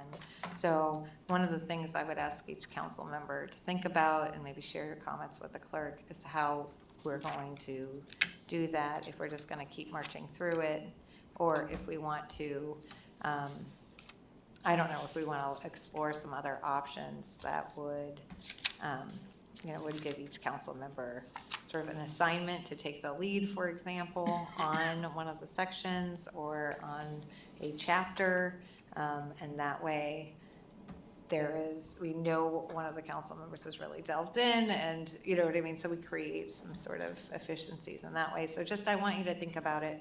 I just wanted to raise it, and so we can consider it and then come up with an approach. Councilmember Johnson? Thank you very much. Good discussion tonight. 8:12, I will attempt to call in. Okay, 8:26. Unfortunately, Lord willing, I'll be on a Delta airplane flying back to Alaska. So I won't miss that meeting. You will miss it. Yeah, there's just no way. The airplane gets in at 10:30, I think. We'll look for you on the phone on the 12th, if possible. Thank you, sir. Councilmember Graham? Thank you. Thanks, everybody who participated tonight. That's great. There were a couple things I would have wanted to talk about with the staff, but I'll mention what those are, and perhaps we can integrate them into the next agenda. You know, I would like to hear from the Borough Citizens Advisory Committee, the Library Citizens Advisory Committee, just to hear how that's set up. Is it working? What problems have they run into? I mean, because that would be I know Councilperson Crafton and I have talked several times about having an advisory committee for our library, but we both agree that starting something from scratch is kind of stupid when there's other models out there. So I would kind of like to hear how that committee is working, what sort of problems it's running into as far as procedural problems, and whether they're being perceived as effective or not, so we can look at how we do things. Also, one of the public comments today was about the use of park restrooms. And so I'd kind of like to hear, I mean, do we have multi-stall restrooms without designations for men or women? Or was this a single stall restroom that somebody walked into? You know, usually single stalls you can lock, but with the multi-stalls, that would, I'd be kind of interested to hear about that. And I also received a complaint, and I'll talk to Eric about this tomorrow, about some Nazi graffiti in the Iditarod Park. So I'll talk to him about that. I was just going to do that today. And I'd also like to hear from the chief of police about how we are doing on manning. I know there's the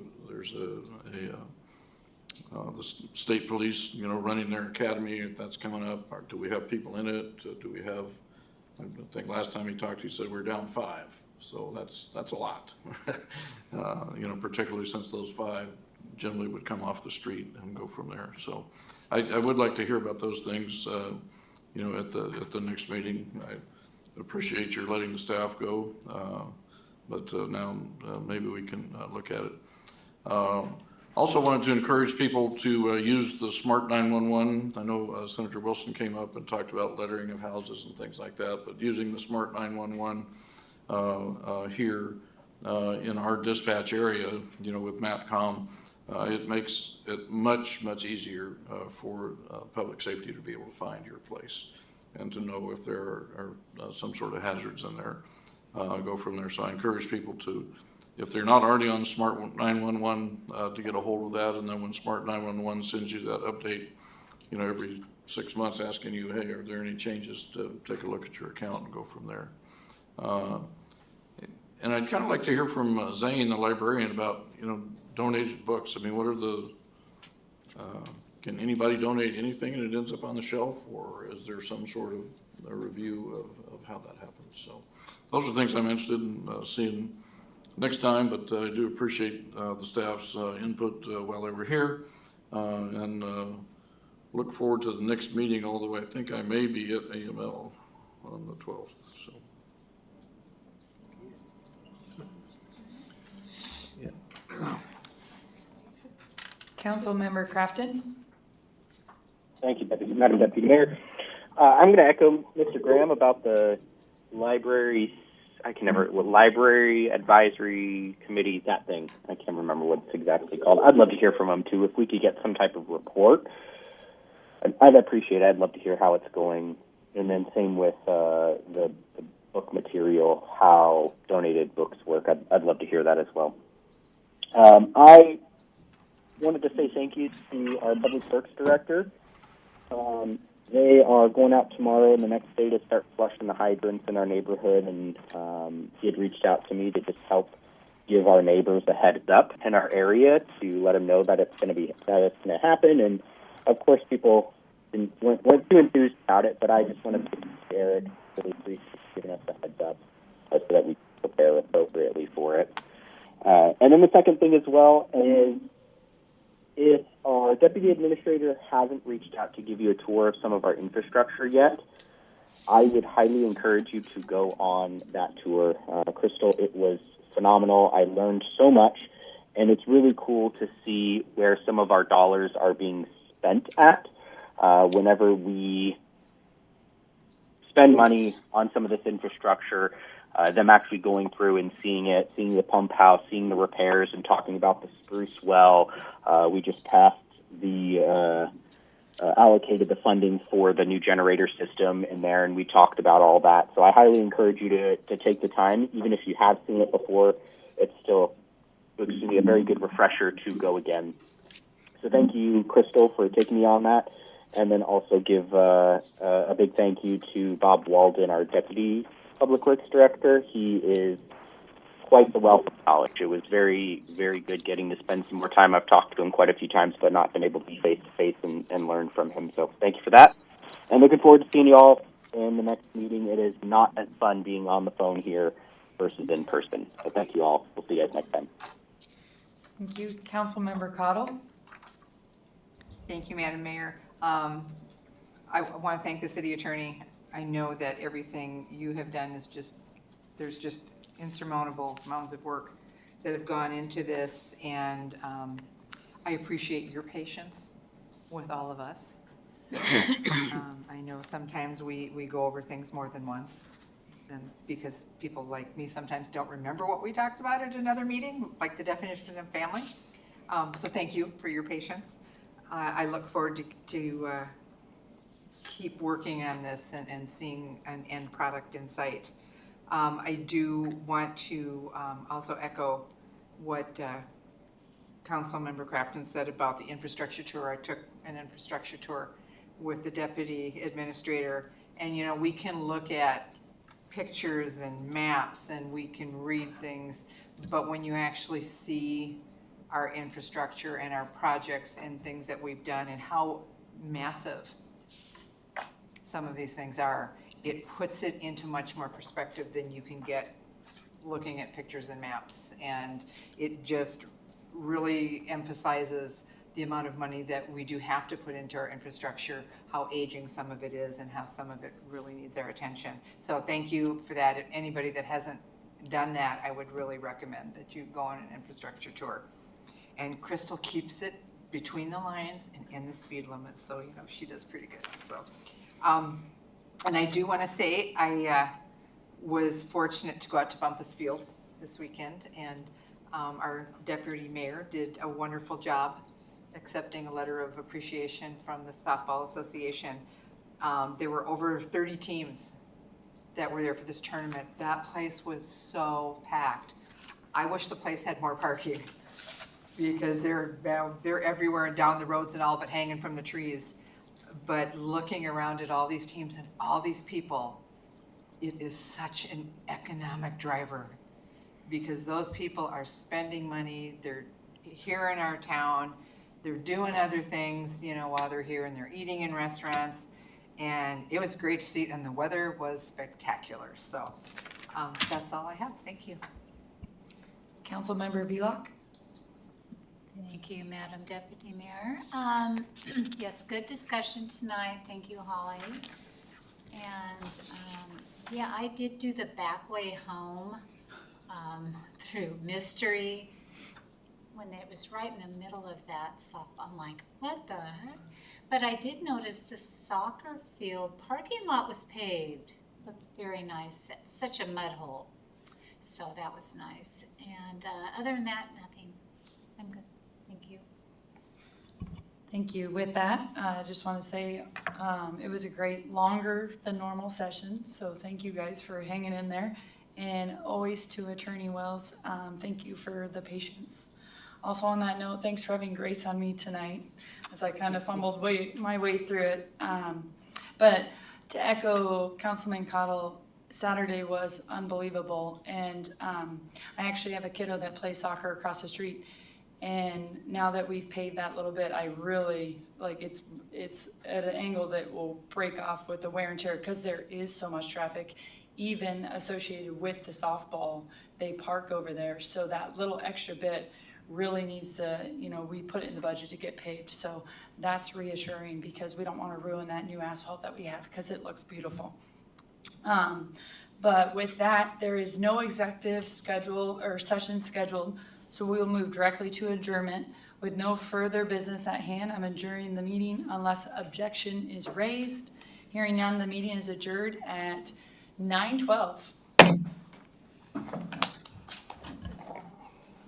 a great night. Go ahead. Ian Crafton. Has left.